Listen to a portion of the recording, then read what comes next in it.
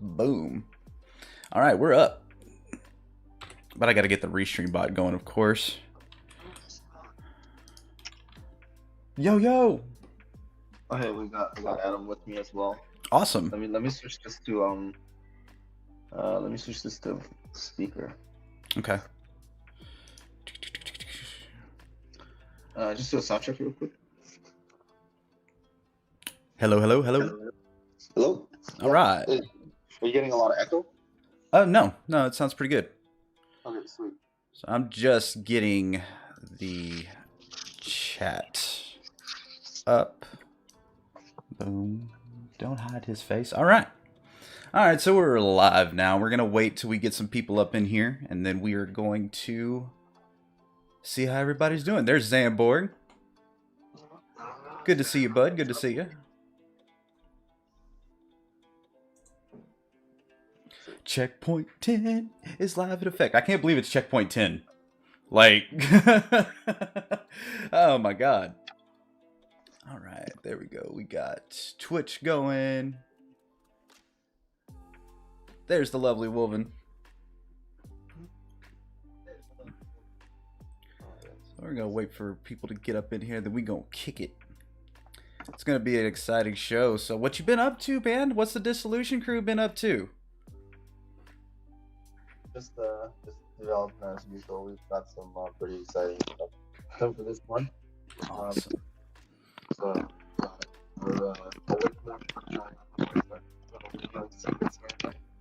It's kind of your voice is kind of breaking up a little bit for some reason. Is it? Oh, there you go. It sounded like, I guess it was, I don't know if it was typing or not. So There's I'm DG. on my laptop right now. I don't have my nice mic with me. Oh man. Like this one. Yeah. Don't sound too excited, Houston. B's messing with you.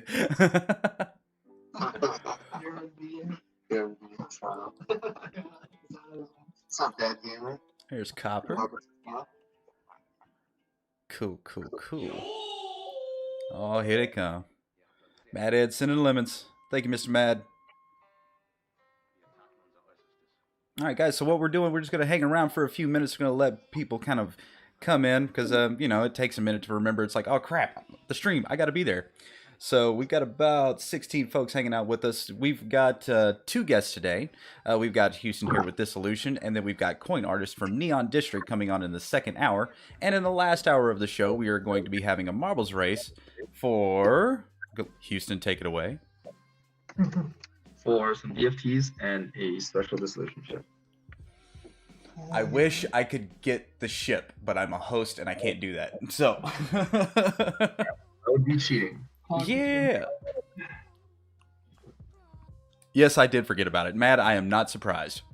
It's too bad you don't have the update, man. You should play the latest game mode. Dude. I know, but if I start downloading like right now, it's just gonna kill everything. I know. Shame. I know. Shame. Yeah. Well, I mean, like I was telling you earlier, if you guys didn't know, we had a state of emergency here in South Texas. There was a brain-eating amoeba in the water system, so I had a little bit of a morning. So, my apologies. Zombie apocalypse in the state of Texas, huh? Yeah. It was just like, because what happened was there was a little girl. They were playing at a fountain a couple weeks back, and she actually caught it, and sadly she passed away because it only takes about 5 days for this thing to do what it needs to do. And so, of course, all the counties start going up in arms, and it's been wild. That's nuts. Yes. Oh, wow, 5 days. Holy. Yeah, dude. It's pretty wild. What happens if you get it? Like, what happens? Well, it starts off kind of slow. You'll start getting headaches and stuff like that, and then it kind of escalates from there. You start getting disoriented. Speech starts getting messed with. It's crazy. It is very crazy. Damn, that's nuts. Texas is a wild place, man. Tell me about it. All right, so look, we got about 20 people up in here, so we're going to kind of kick it off. So we're going to kind of dig through the website, and we're going to, any questions that y'all have for Houston, kind of along the way, feel free to drop them in the chat. So first things first, I see on the top of the website, you got your ship sale going on. So you've introduced a different aspect to the game, correct? Yeah, so our biggest thing, well, our vision for the game was always a space MMORPG. So the Mm-hmm. big ships was a big section of that, Mm-hmm. and unfortunately, we had to let go of multiplayer because it was causing too many development issues, Mm-hmm. and we felt it would be better if we, I guess, built out the universe of the game first before we started doing the MMORPG aspects, Very and cool. that would lead to quicker development time, which we are seeing the benefits of that right now. Cool. So with this new direction, I've seen gameplay, and we're gonna go through the website a little bit more here in just a minute. But it went from being kind of a shooter to more of the space fighting and dog fights and stuff like that. Yeah, yeah, exactly. It's Okay. so right now it's space, it's dogfighting, it's mining. We recently did a new we did a new update with a new game mode that introduced capital ships, Mm-hmm. and our goal is to have those pilotable by players in the future. Okay. And our next big move is to move into open world, an actual open world where you're not moving from map to map with the main menu. You might actually be able to fly there. Um, Bring in open world elements that we love in other really popular games such as the Rockstar games, Mm-hmm. potentially random encounters, NPCs, all of that, and those are on the horizon as well in the future. Very cool. So these ships and everything, they're NFTs. So you can, or well, you can actually go purchase them on like OpenSea and stuff like that, right? Yeah, exactly. They're Okay. they're all up on OpenSea. The only thing about the Ethereum network right now is that we are getting our game is getting killed by the gas costs. They're really high. Yes. So we've actually built out our own scaling solution for our own NFTs. It's starting off as a marketplace where players can trade items instantaneously without having to pay any gas costs, and so that should reduce the cost by around 10x Wow. without that gas cost. I mean, if you're selling if you're like most of our items aren't like high ticket items. They're Mm-hmm. designed to be held by a lot of players. Mm-hmm. We really designed the tokenomics of the game to revolve around a big player base as we grow into that in the future. So some of our items are $4, $5, $10, which isn't a lot in the crypto world, but that's a big amount But of money in the regular game world. that's But if you're reasonable paying though. like $5 a transaction or $5 for a trade, and your item is only worth $5 or maybe even less than that, Yeah. it just doesn't really make any sense. Right. But that's, and I'm glad you guys are taking that approach, and we see it a lot in the crypto gaming space where it's like just to get to the door, it's going to cost you an arm and a leg. This is very reasonable, and just like you were saying, you shouldn't have to pay more for the transaction itself than the item you're purchasing. So I'm glad y'all took that approach. Yeah. Zamborg, yeah, build on Zenzo. Build on Zenzo. Hey, it's time to shield Zenzo right now. It's time for you to shield Zenzo. Yeah, I'm seeing it in the chat. It's coming in now. But Hey, what's up, that's Lily? How's it going? I just saw it. hello. So we got Hey, Tarek what's up up, in Tarek? here. Yeah, so But yeah, for those of you guys that haven't seen the gameplay footage yet, I guess I'll send you guys hey, Kendall, do you mind pulling up a YouTube video that I send you? sure, just drop me the link, Bubba. It's it's more of a tutorial. It's not really it's not a trailer or anything. I wish we Mhm. had. We're working on a trailer now, but Yeah. wish I could show that off to you. It's not very flashy, but gives you an idea. Hey Yeah. man, it doesn't have to be flashy as long as it delivers a message. You know what I mean? For that. How to be a good pilot. Yeah, I'll send it to you. Where do you want me to send it to? Well, just can you drop it in the chat? Oh, yeah, it works. Yeah. 'Cause then Where let's is see. it? Actually, I can probably just pull it. Just drop it to me in a DM on Discord. Sure. Cover your face for a second. There you go. All right, Tendo needs 3 screens, guys. I'm working on it. All right.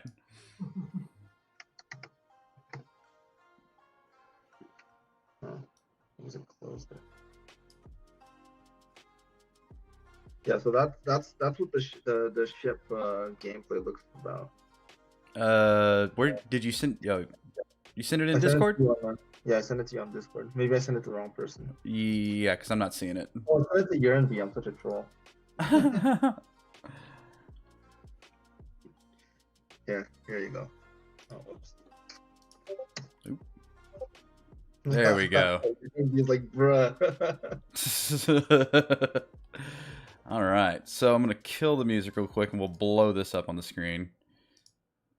Yes. Ships have lasers? Not yet. Nice. Might be coming soon though. Tarek, you're Soon. thinking you're thinking ahead, man. You're ahead of the game. Basic controls: left mouse to shoot, right mouse to look around, space control to send, shift. So it has, kind of the 4-dimension movement, right? Yeah. Okay. It's 4-dimensional movement. It's what the space sim people call non-gimbal flight. Mm-hmm. So you kind of drift around asteroids and stuff. There's like inertia, right? Yeah, there's inertia in There's space. inertia and there's a lack of air friction, of course. No air Yeah. friction used. Yeah. And so this is the mining gameplay right now. So it's pretty simple. You just shoot the asteroids right now. They'll drop them all, you fly close to them, you pick it up. Pretty basic. The dogfighting for me is the highlight here. So they shoot they'll engage you with missiles and a mixture of cannons, and the trick is to basically strafe left and dodge their rounds while aiming ahead of the target and predicting where they're going to be moving and shooting ahead of them. So that's the trick of the trade here. Yeah, you got to lead, man. You got to be able to lead your shot. VR support. We actually had the experimental VR test with the first-person combat, like the infantry stuff. Mm-hmm. Man, I'm really digging the cockpit view. Not releasing that. We could do VR for the cockpit, so it would be really cool. It'd be really helpful to be able to look around with your headset. It's very cool. It's very clean gameplay. Like I played a lot of what was that? There was one game that I played a whole lot that kind of had this feel to it. It's just been so long I can't even think of the name. But y'all's quality is right up there with it. I mean, the cockpit view looks great, and it looks like so like in the cockpit view, it looks like you got your radar, and I guess when you're mining and stuff like that, picking stuff up. So your HUD and then the cockpit's actually usable? It's usable. Almost every screen on there I made actually work. So like you got your health on the left there, on the right's your radar. Dude. Yeah, the fuel gauge works. You can actually see that it's yellow now because Houston was low there, so he's coming in. Now he's refueled. Dude. Yeah. The perfect winning strategy for Fall Guys. Oh, you Houston, can you talk more about mining? Sure. So for mining right now, it's pretty simple. So you shoot the asteroid, you get the ore, you bring it back to the central station in the middle of the map where you spawn, and then you get a payout. But we're actually building subsystems on top of that. So there's going to be a lot more that you can do with your ore. You can put it in your factories to create products. And the goal for us really is to have a completely player-driven economy, something like EVE Online, where you've got people running factories. You got like factories making components, and then other factories taking those components and assembling them into the products that you're selling to other players, such as ships, guns, ammunition, pretty much everything really. And we for us, we want to be as hands off as much as possible. Mm-hmm. So just having the players, do everything, because we're quite lazy. but yeah, just truth be told, it's because we're lazy. No. Tell them how you really feel, man. But yeah, Llama got it. It was Elite Dangerous. That was the one that I played back in the day, and it felt like it has that quality, but they didn't even have it to where you actually could pick out stuff in the cockpit that actually works. So that's cool. Oh wow, that's high praise. That is high praise. I don't know if I agree with it, but I appreciate you. Elite Dangerous is quite the mark to compare against. But well, that's what I'm saying. I'm talking about like the flight, how it looks. Yeah. I mean, it has that ability to go that distance. I'm not talking about like how it actually went to the different planets and everything else like that, but it's just how the ship actually handles, the gameplay looks. I mean, how y'all even did the machine gun, the way that the bullets lead and everything else like that, I thought that was pretty damn accurate. So, hats off for that. Yeah, well, it's definitely a big focus for us, or me anyhow, immersion, and make you feel like you're in the cockpit as much as possible. Super cool. I heard those board court people are crazy. Oh yeah, they're a little bit crazy. Yeah. Especially if you get some tequila, Yeah, that's just about anybody. You get on, you start breaking out that tequila bottle, things get a little crazy. More local. Muy local. All right, so let's see. You got your announcement trailer. If you guys haven't watched that, we're gonna go ahead and pop that off. Take a little look-see.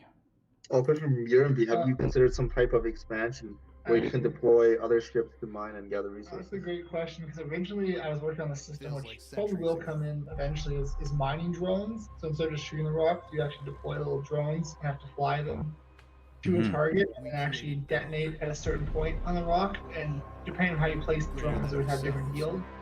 That will be coming eventually, but it's definitely a little bit more for me to develop. Yeah. Probably.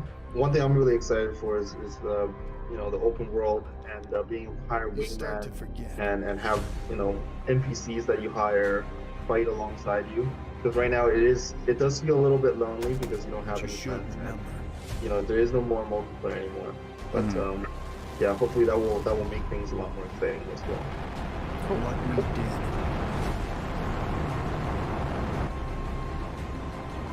Yeah, Epic trailers. Nodes, exactly. I don't know. I'm not sure how to pronounce it. Any female characters in the world? Potentially. We haven't found a very good model yet. Yeah. We need a voice actor too. Yerenby agrees with that sentiment. Yerenby, are you tired of looking at the behind of a male character?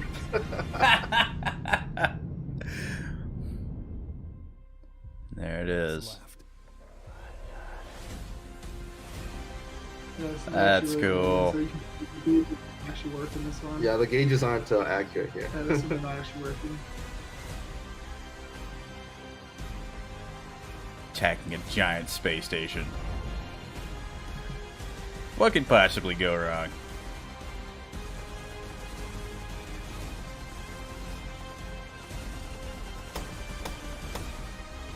You just love diversity. I like the way you roll, man. Don't burn me, sir.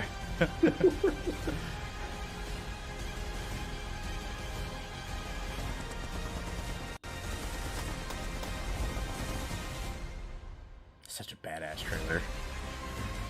One killed with this one for sure.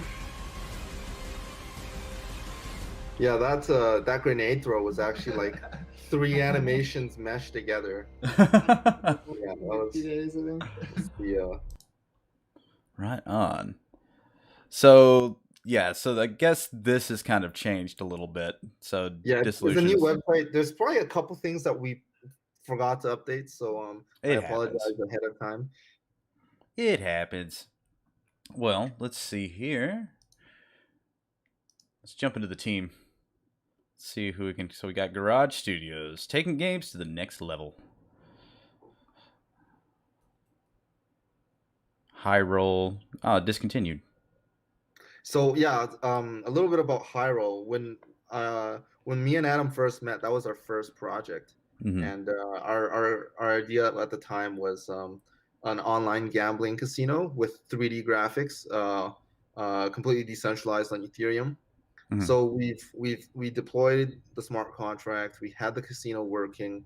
That was a live screenshot of what it actually was, and we were planning on adding more games. But we went to like the casino. We went to an actual casino to do some research, and we just saw some really depressing stuff happen. Yeah. We're not like gamblers. Yeah. So we lost passion, and we decided, you know what, this doesn't feel like the right project for us. Hey man, and that's that's fairly honest. I've been to Vegas a couple times, and you're right. There's a lot of dreams that get made, and there's a lot of dreams that get crushed. And more crushed than made, to be honest. Correct. Never seen anybody get their dreams made in Vegas. Yeah, it's very rare, but it does happen. But majority of the time, the house always wins. So it's Yeah. you know, it's good to see that was kind of reevaluated for all the right reasons. So Yeah. guys, if anybody's interested in getting Dissolution, where can we get it? So I'm seeing get it on Steam. Yeah. So if you press that get it on Steam button, it should take you right to it. Okay. All right. So I guess that's the trailer we just watched, I believe. Right. You just. Oh, actually, is this? This is in-game footage here. Nope, this is the one we just watched. I think it's the same Yeah, I trailer. think so. Pretty sure we just saw. Yeah, that is. There's a couple Okay. other trailers that are not as epic. Yeah. So. We probably need to update the engine logo as well. Mm. So it looks like you guys got a Discord as well. If anybody's interested in joining in their Discord, you can jump in. If you go over to Steam, you'll get the link right below. Looks like some links are popping up here by Mr. UNB. All right. Get this music going back again. So requirements. Let's see. 4 gigs, pretty standard. A GeoForce 650. If you're running a 650, you need to update, guys. I'm gonna say it. No easy. No easy. To be fair, 650 is much older. The 42, yeah, it's a big game. It's not very optimized. And by not very optimized, I mean not optimized at all. Yeah, so you need decent hard drives today. Yes. But He's honest. Who cares about optimization, right? Who cares? All of Who you have cares? upgraded to 100 gigs. So let's see. I got kind of more positive. Got some mixed reviews. Of course, there's going to be some haters. There's some negatives. We're not shy about the negatives. Hey man, you know, it's an early access game. If you don't like it, you don't like it. There's nothing we can do about it. That's how it goes. That's how it goes. Yeah, we will give you a full refund. We will give you a full refund of your free download. You heard it here, folks. So if you got to hit them up. Steam community is harsh. Yes, it is. Harsh, but there some of the negative reviews. They do have, they're very they do have their valid points. So yeah, man, you just gotta take it as is and keep development. Don't let the negatives get to you. Yep, and that's how it goes. Because I mean, and that's with any time you're doing anything with the community and stuff like that, you'll have people that are more than pleased, and then you'll have people that are just, what are you guys doing? No. But at the same time, those ones that usually come with like a negative, and then it's a negative comment, but it's positive in a sense that they're telling you what they see negative, and they're looking forward to things and stuff like that. And you'll see it. They'll type it to be like, I'm gonna change this review once things get a little bit further ahead, if they they're doing what they say they're gonna do. But then you have the opposite the opposite end of the spectrum that just like, I hate this game and everything it's about, and I played it for like 2 minutes. Yeah. It's You like, have the constructive criticism, and there's the people who just kill yourself, you suck. How dare you release a free game? Yeah, you wasted 10 minutes of my precious time. Right. So if you don't like something, explain why and offer alternatives, recommendations, improvements. That's the idea, B. I mean, if you're going to find something negative with something, put it out there. Don't just be like, this game sucks, and then just, go on. All right, Squid. And then there's the I hate everything this game stands for, and I played it for like 200 hours. It's like, wait a minute. Wait a minute. You put 200 hours into this game, and now you're going to complain? Now, also, I've seen that before, though. Like, sometimes they'll do, like, an update or something that just, like, completely screws up the game or the mechanics or, like, the buying mechanics or whatever it may be. And then they do that. So, I mean, I get that there's sometimes these people who are stuck on a certain version of a game. And then, if it progresses in any light, they tend to get all bent out of shape. Yeah, that's a real risk when you develop a game. Yeah. You never make everybody happy. There's always someone who's unhappy with every change. So Does Garage Studios reimburse my 10 minutes? We're developers, we're not God. I demand my time back. Technically, we're God in the Unreal Engine editor. There you go. Sometimes the best reviews are negative ones that come from someone with 3,000 hours, because you always get genuine feedback from them. And that's true. That is very true. It's true. Yo, what's up, Acid Yo? Shout out to Hive community. Hive, what? Holy. I played over 1K hours so far and still love it. Ooh, there it is. No, you hit That's nuts. That's crazy. Maybe we should just give the ship to him for that. That's not what I said, though. I can't. That's not what I said. That's not what I said. For that. All right, so we're gonna jump a little bit more into the website. Let's see if I got everything up going here. Really? Get out of here, Steam. So let's see here. So if any of you guys aren't familiar with Garage Studios or something like that, this is your first time. Dissolution has been on the checkpoint before, but if you guys have any kind of questions for them, like what their future plans are, you know, what they're going to be bringing to the crypto space gaming wise, feel free to drop it in the chat. They are having eyes on it, so any of you guys drop those questions, they will be seeing it. So how long has Garage Studios actually been running?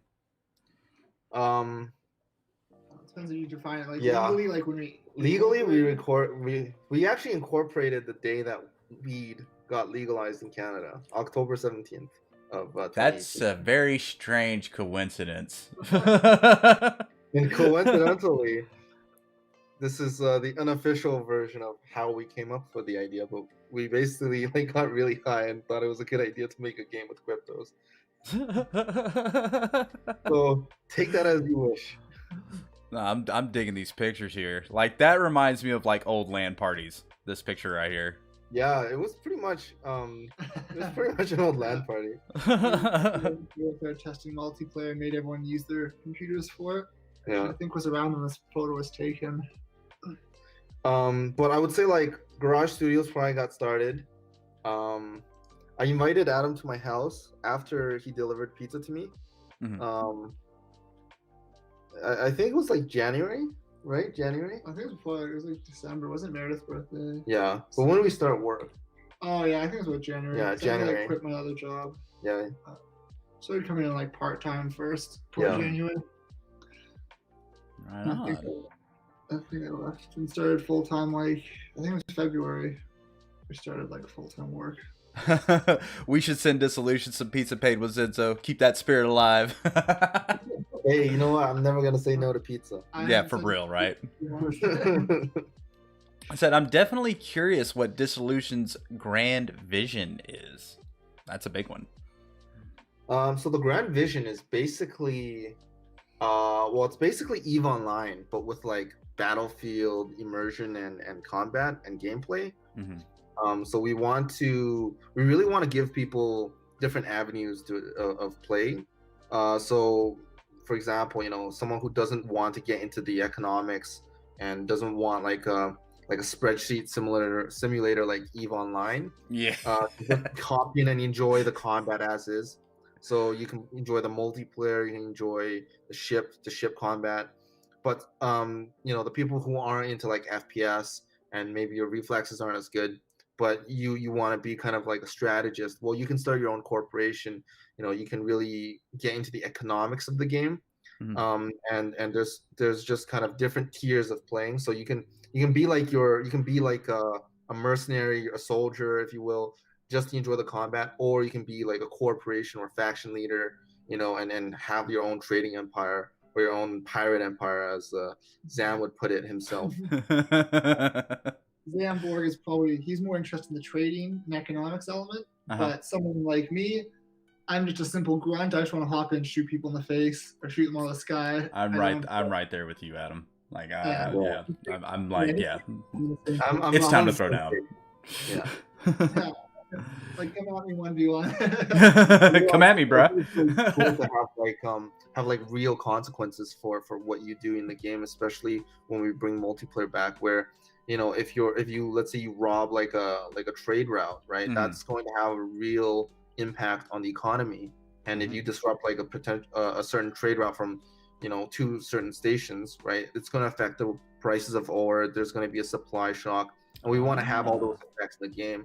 So it's not just like a simple, you know, shooter, right? It's something that's it's a living, breathing universe. That's right. What we're really aiming for.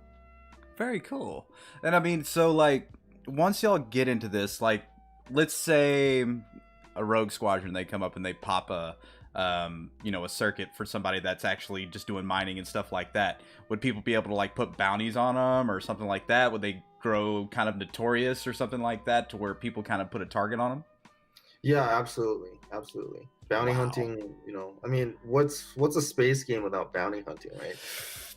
It's kind of hand in hand. As somebody like I was a fan like Firefly and all that. So yeah, I kind of look forward to that. I've always played games kind of like the Paragon route. I've never really been one of those people that's just, like, I'm going to murder everybody and take everything. So like I've always been on the other side of that. I was always one of the ones that tried to do my best to keep the peace. So that's kind of cool to be able to hear that. And I think that's probably like, I think it would be cool to run like a trade route and like hire a group of mercenaries. Like, okay, guys, this is like some pretty uncharted waters here, and we're pretty sure we're going to get attacked. So run with us and make sure that we, protect it through that opens up a whole different level of people interacting with each other and then working together. So I'm super excited to see something like that come out. This is like the Silk Road versus futuristic spacey mech warrior. Pretty much. The Silk Road. Well, let's hope they're not transporting anything crazy across space. They got the space shrooms and whatnot.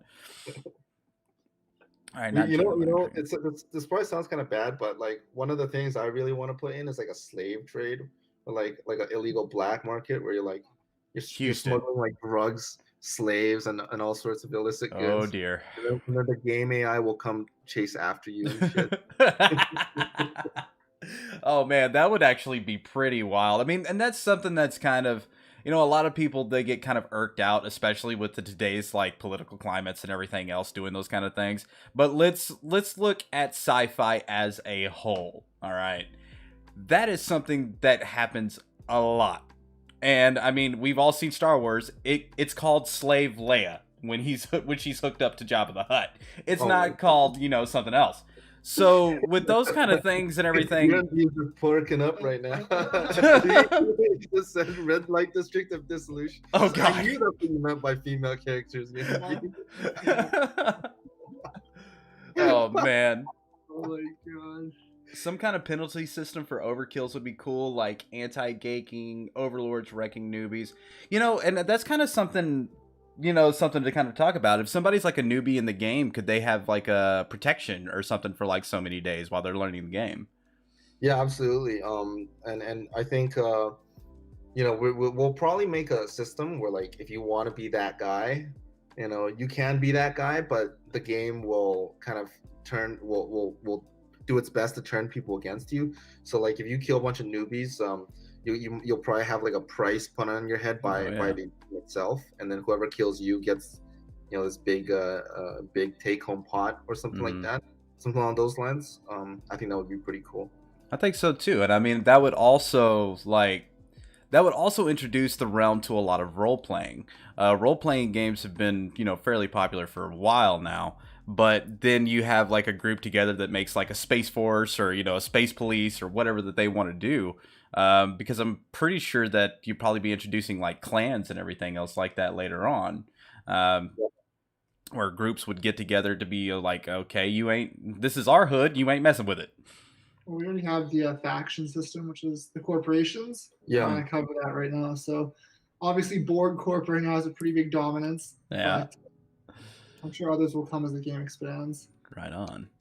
Yeah, and we really wanted to be focused around like territory ownership. I think like the way that EVE Online did it is really cool with how these factions are fighting over territory, and it just makes for endless gameplay possibilities, and that's something we want to move into. Will there be a Big Brother Dissolution patrol force? Yes, eventually there will be. Or some administrative force or a free-for-all. Well, I mean, yeah, I think you would admin and only kind of step in when you were kind of forced to. So like, the way that we kind of imagine it is, so there's going to be like 3 different types of territory. So there's going to be kind of, the green territory, which is like the ones that are controlled by the in-game central government. So people can't own those territories, and that's where you'll be spending most of your time as a newbie. And then there's like the yellow territory, which is the neutral territory that corporations can hold and defend and use as their own. And then there's going to be like red territory, which is basically just you infested with AI, and then you go there. Those are going to be your your PvP dungeons and whatnot. Right on. Very. Oh man, like see, now I'm getting just like all jazzed up, and I want to play. I'm like, I want to go to space.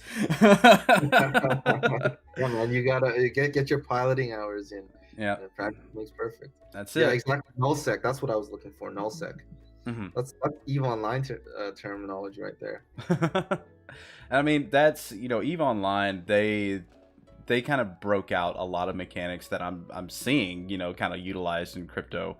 With the trading and how things kind of work and the value for items and the devastating loss of all of your stuff if you get murdered out in the middle of space.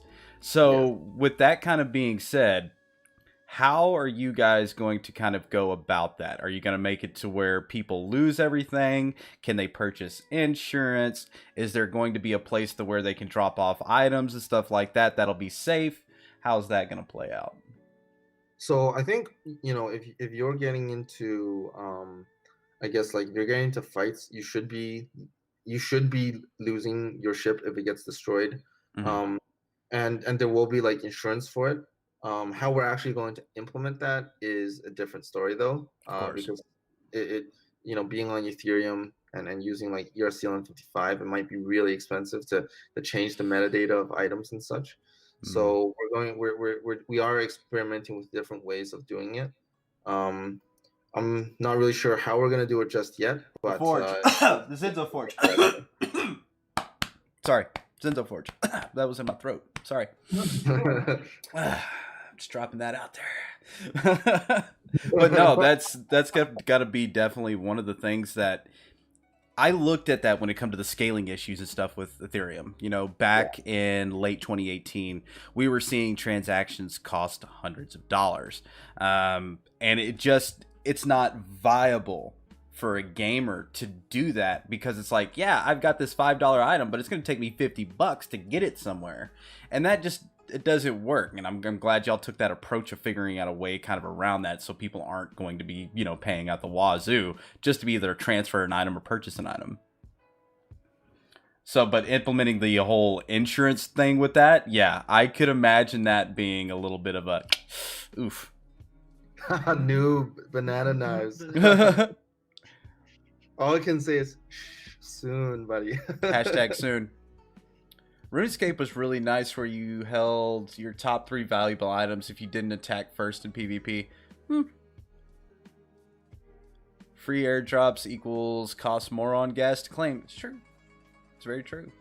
So, like going through, the whole, space pirates and rebels and smugglers and protectors and that whole different realm, I know y'all had to have some influence, either out of video games, I've heard EVE a few times, or the movie realm. What was one of y'all's main influences when y'all were kind of designing the space, for lack of better words? You mean like story-wise? Yeah, like, I mean, what kind of inspired you to, like, put it in space and... Yeah, I think you mean like the story and the world building. Yeah. Honestly, I came up with the idea for Dissolution like 4 or 5 years ago now. I was on a trip in Hawaii and I was really bored with my parents. So I just started thinking of ideas. And I guess probably one main influence would be I took a lot of influence from like iRobot and mixed it with kind of a Fallout sort of thing, like the world being destroyed. Nice. Very nice. Spaceship, so some humans survive, but it's pretty dark and depressing. And struggle for survival. One of the things that I keep reading this book because every time I read it, it just inspires me. It was the Ready Player One book. And, it talks about a lot of the things that we're trying to achieve, in gaming and blockchain gaming, whether it be a universal inventory or a currency or the ability to jump from realms to realms. You can go, jump in the Star Trek realm, then go to the Star Wars realm. Then you can turn around and go to a Jurassic Park realm. But one of the things that, really kind of drew me to it was the fact that it talked a lot about the old games going into the new games. And when you guys, like, what you guys are putting in scope, it's huge. The ability for somebody to live in this world, basically, and, you know, either reap the rewards or, you know, be in disgust of the defeat. And from what I, you know, kind of put together on that, the Ready Player One book talks a lot about loss. You can only have one account. If you get killed, that's it. Game over, lose your stuff, start back over from level 1. And when it comes to hardcore gaming, I get that. But man, when you lose stuff, it hurts. And then especially, like, I mean, like you were talking about, like, losing a ship, that's brutal. But the fact that y'all are keeping the price at a right range, it makes people want to get those ships and everything, but still be like, I don't want to lose it. I'm going to protect this with everything I've got. So that's super cool, like, hearing how y'all kind of come up with this realm, and now how you're going down the whole space route where people can run missions and protect this or attack this. Super cool. Yeah, we want to focus the loss to be more of on corporations losing loss. So you don't take a direct loss as a player. Mm-hmm. So corporations lose territory, corporations might lose assets, but in the future we want to make sure players don't, you know, have their ships taken away from them. Because first off, it's really hard to do with blockchain. Yes. And second, it's very demotivating for it players. is. You lose a ship that costs $100 right now. I think they trade for an OpenSea, give or take. That's pretty brutal. Yeah. It could be a mistake, it could be a bug. Who knows? It's just like that old school feeling to where you thought you saved your game, but you didn't, and you put 3 hours into it, and you're like, I'm not going to play this anymore. Because everything I did is gone. You know what I mean? So, yeah, I get that. What were you saying, Houston? Oh, I was gonna say, like, yeah, like, building off of that, I was playing. I actually got kind of addicted to another crypto game, League of Kingdoms, I believe. Mm-hmm. And then I got really wrecked by like the LOK clan, which is like the top clan, and Mm-hmm. they basically wiped my entire army. Oh. I was like, what? I'm not playing this game anymore. I'm done. Yeah. And I mean, there's a careful balance in that. The loss kind of being mixed with, you know, it's like, oh man, I lost this, but I can grind and get back. You know, I can get this stuff back. You know, even in like the ships and stuff like that, you can make it to where there's broke down. You know, they have to be repaired or something like that, to where they have to have certain, you know, items or something like that to be able to get it back, or a certain time frame. Because sometimes waiting is worse than losing. As far as I'm concerned, there's nothing like watching that timer count down to when you can actually do something. Mm-hmm, exactly. Question from Zamborg: when can we loan DFDs and ships? That's coming soon, and that's going to be probably implemented with the Xenom platform. Okay. So yeah, give a little bit more info on that. So you're going to be able to loan ships out? Yeah. So Well, any token really. yeah, any token really, like any sort of item. And we're currently building up our own sort of platform that's built on top of Ethereum called Xenom. And it's starting off as a marketplace where people can trade instantaneously without gas. Mm-hmm. But we also want to put in ship loaning and other kind of like financial decentralized finance elements. I hate using that term, but it is kind of what it is. And we want to also let other games use it as well. So and eventually incorporate more than just Ethereum. Having other blockchains on top of it. It is the future vision of the platform. Tsunami is Xenom not fully implemented yet. It's not fully implemented yet, but right now all of the items on Dissolution automatically get minted onto Xenom, and not on ETH anymore because, well, it's just way too expensive. Right. Yeah, that when that last little spike hit, I was like, oh, brutal. Wow. Yeah, brutal. And I mean, like, what's the thing that pisses me off about ETH, and I know you can't really, it's really hard to fix it, is like half of the gas cost is coming from like a bunch of known scams. Yeah.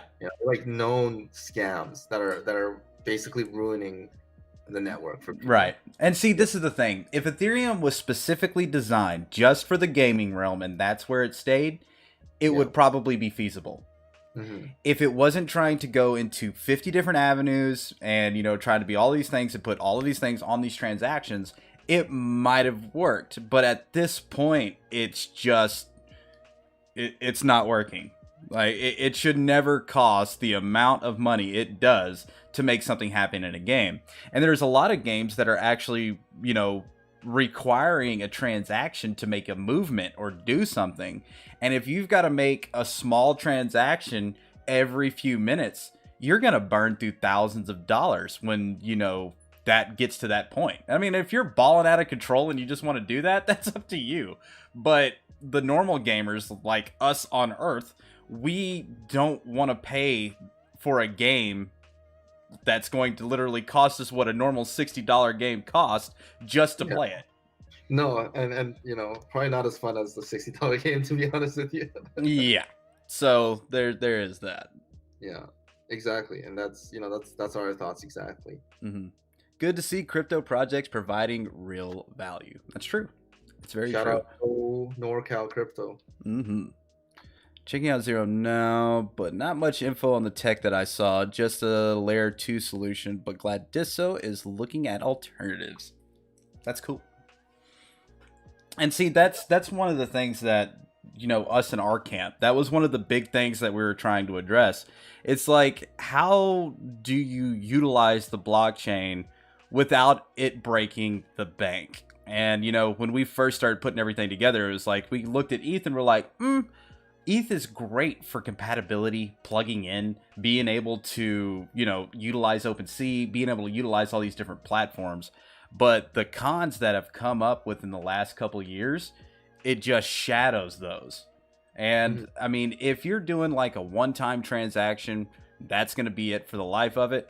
That's one thing, because then you can kind of pick out when you're going to do it, when, you know, when the mempool's not crazy high, and you can do that.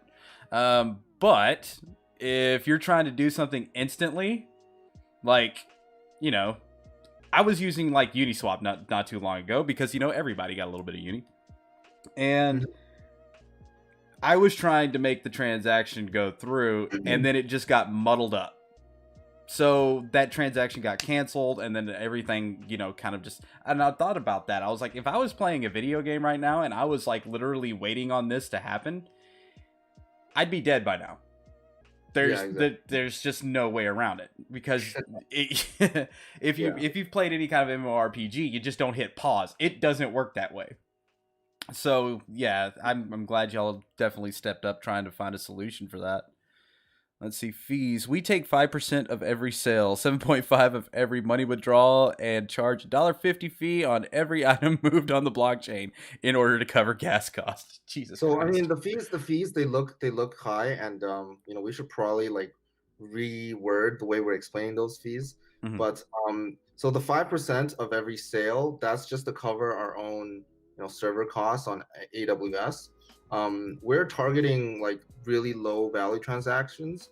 So if you compare it to like something like OpenSea, for example, you're still going to be, you know, 10 to 20x cheaper, just because you're not paying that gas cost, right? True. We envision the average price of the item that's being sold on Xenum to be probably worth less than, you know, $10. So let's just say $10 for simplicity's sake. And then if you're paying like a 5% fee on $10, well, that's just 50 cents. Okay. If you use OpenSea, you're paying $5. Right.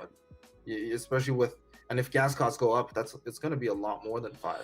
And not only does the seller pay that $5 in gas costs, the buyer also pays $5 in gas costs. Right. So it's just really expensive, and it's not very, you know, it's not very possible to make it so that these low value transfers are going through.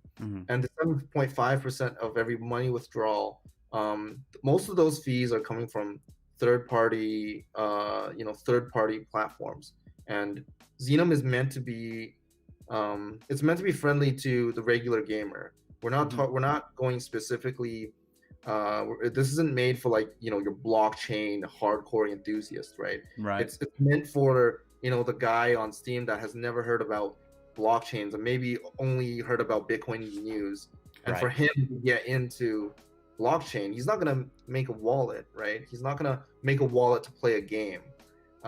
He's not gonna want to jump through all those hoops. He just wants to play the game. And so we want to make a simple, easy to use solution so that guy can start getting into cryptos, and that's how you get the real adoption in. Bridging the gap, right? Exactly. Well said. I mean, that's the Trojan horse method. We want people to play the game and enjoy the game and then scratch layers off the top of it and be like, what's this blockchain stuff? Oh, I can actually own these items. I can trade these items. These items are worth something. My time now actually has value in a video game. And like you said, it's just an introduction into it, and it can go as deep as you want it to. Or you can just play the game and enjoy it. Yeah, exactly. And we want to make blockchain optional. And we have to charge a higher percentage fee because, well, we're not going after the $1,000 trades. We envision every trade, on our platform being, $10, $20, $100 would be on the high end. Mm-hmm. And if you look at competing platforms, Yeah. Valve, right? They're charging 10%, and you can't take your money out. So there's no taking money out. Exactly. It's 100%. Yeah, exactly. Yeah. That's And the $1.5 blockchain fee, honestly, like that's probably on the low end. We're probably losing money. We're probably losing money on We're every. definitely losing money now. We don't have like the biggest coffers in the world, so we can't just be like giving free mints to people. Well, as it's much as we true. love it. It is a business, and I mean, you have to turn a profit somehow. But the approach of, like, from what I'm hearing you guys go after, it's an honest approach. You're doing your best to take care of the gamer as well as yourselves, and you can. There's no rule book saying it's like, I have to be a major corporation, and I have to ring these people out for every dollar they have, and screw the game. We'll just make it halfway good, and we'll release it. It'll be great. It's not that way. I mean, from the way you guys talk, y'all have been gamers first for a very long time. And, that's how I feel about it in the space. I mean, I grew up around high scores all my life. And it's been one of those things to where I've got a deep love for the game. And I'm not going to try to put something out there that's going to try to milk, just people for their money and just screw the game. It doesn't matter. It's more important for the game to have substance, be something good, but also being able to do it in a way that does turn a profit in a way that isn't, for lack of a better word, malicious. Because there's, there was a rash of blockchain games that came out for a little bit that were clearly money grabs. Like, it's $150 just to play the game, and you might get a good character. Yeah. Possibly. Yeah. And the game, not to mention the games are like super early access. Yes. I think early access would probably be doing it too much justice on some of them. I think if there was a drawing board, a little emblem that they could put on there, that would probably be it. The real corporation was the real corporation was the gamers. I love that term. Blocktional. True. That's great. We gotta use that. Blocktional. UMP's got some zingers, dude. He's a word guy. He is. I know. He burns me all the time. and yes, to answer your question, Xenom is in-house Garage Studio sister company. That's right. Cool. All right, so we are coming up for the last 5 minutes for you guys block. If anybody has any questions for the Dissolution gang, this is where you want to drop it. We're about to be bringing on Neon District here in just a moment. So if there's any questions, like I said, go ahead and type them up. And Houston and Adam, is there anything you guys want to tell the people or drop a little info? Do you have anything? I mean, I think we pretty much covered pretty much everything. Acid, yo, see you later, man. Thanks for coming by. I think, probably the one thing I'd like to add is, it's thank you to everyone who's, supported us. It hasn't been an easy journey, especially when you're, a little bit low on the fund. But yeah, man, like we're really not doing this for the money's sake. We're just doing it because we've got loyal supporters and players that are passionate about the game, and we're just glad that people are passionate about what we're passionate about and believe in the vision that that we've created. So yeah, man, I mean it's like if we were about the money, we'd probably be doing some DeFi by now. But shots fired. Shots fired. Wind farming. Yeah, Farming. what I would do personally is I would take our dis currency and turn it into ERC20 and do something with staking pools or something like along those lines. So, dude, we had a few questions that says, when is multiplayer coming back? Honestly, I don't really know. We have to get the flow of the game, nailed out. We have to get we have to get more content. That's for sure. And more capital is also Yeah, the big more one. developers on board. With just me developing, it's not. No, we're gonna be developing at slower than a snail's we go pace. through in 2030 if it was just me. Yeah. Oh God. Well, I mean, hats off to you, man. I know that's a lot to take on your plate, and then you, if you're the one who's the only one that's been developing on this, you've been doing a damn good job. So don't beat yourself up too hard.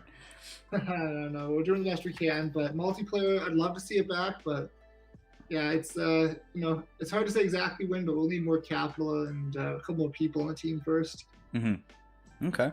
When space fishing? When space fishing? I mean, what would you do with space fishing? You would sell your space fish, of course. Take it to the space Those fish space market. whales. Yes. Those space whales. Watch out, damn Borg. There's whale hunters coming. I want to release more capital after the bull run. Whoop. Make space sushi. Yeah, space sushi.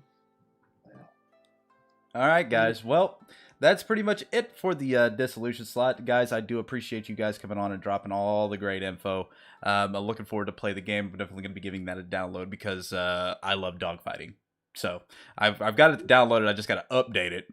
So, and my internet's limited. I can only download so many gigs because my internet company hates me. They hate us all, dude. Nah. They take our money. They hate us. That's it. Data's the new oil. All right, guys, we're going to sign off for just a bit. Stick around. The stream is still going to be going. We're going to be getting Neon District coming on in just a moment. So until then, we'll see you guys in just a few. Peace. Later, Thanks guys. for coming. See you guys. All right.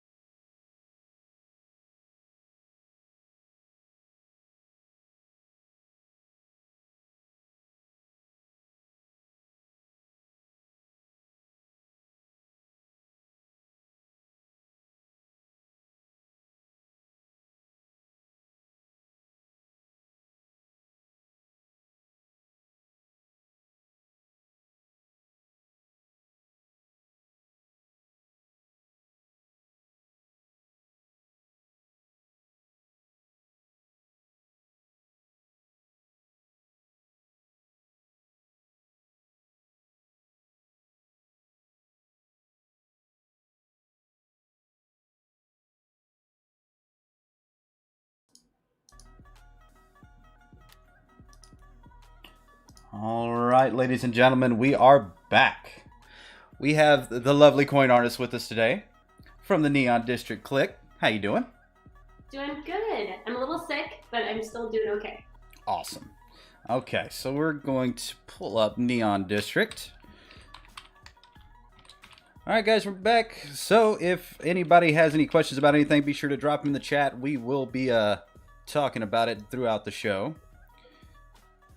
All right, so I need to actually just pull up the website. Let's see. Because that's going straight to where I was buying stuff. All right. The future. Edited. All right, so at Neon District, your Steam wishlist. So you guys are going on Steam, correct? Actually, so first we're going to be a web game, and then we'll eventually next year roll out as a Steam game. But it's potentially the web game is set up currently to be, it could be successful enough that we just iterate directly on web. Very cool. Very cool. I see a little trailer here. I'm going to kill the music and we can watch that real quick. Let's see what we got. So this is gameplay footage? I'm not sure which trailer you're watching, but probably. It is the one on the main website. Oh, yeah. Okay. Yeah.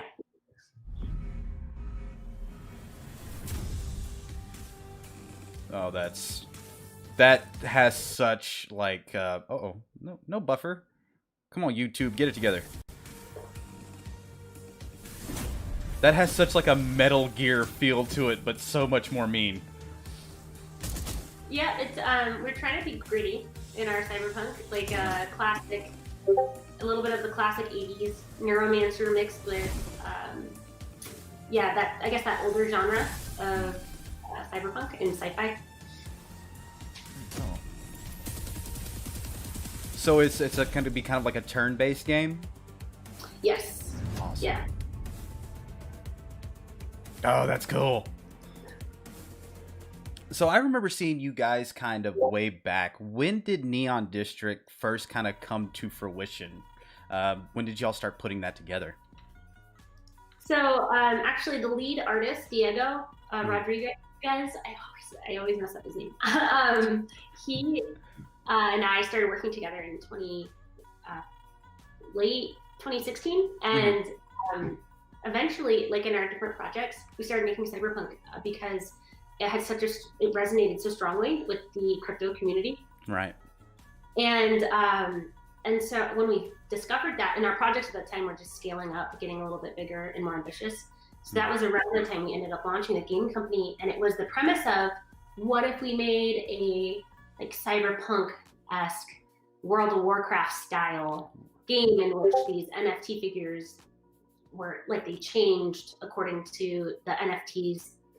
We were still exploring NFTs at the time. It was like super brand new. Yeah, it was. Yeah. It just rolled out at the end of 2017, and CryptoKitties then came after.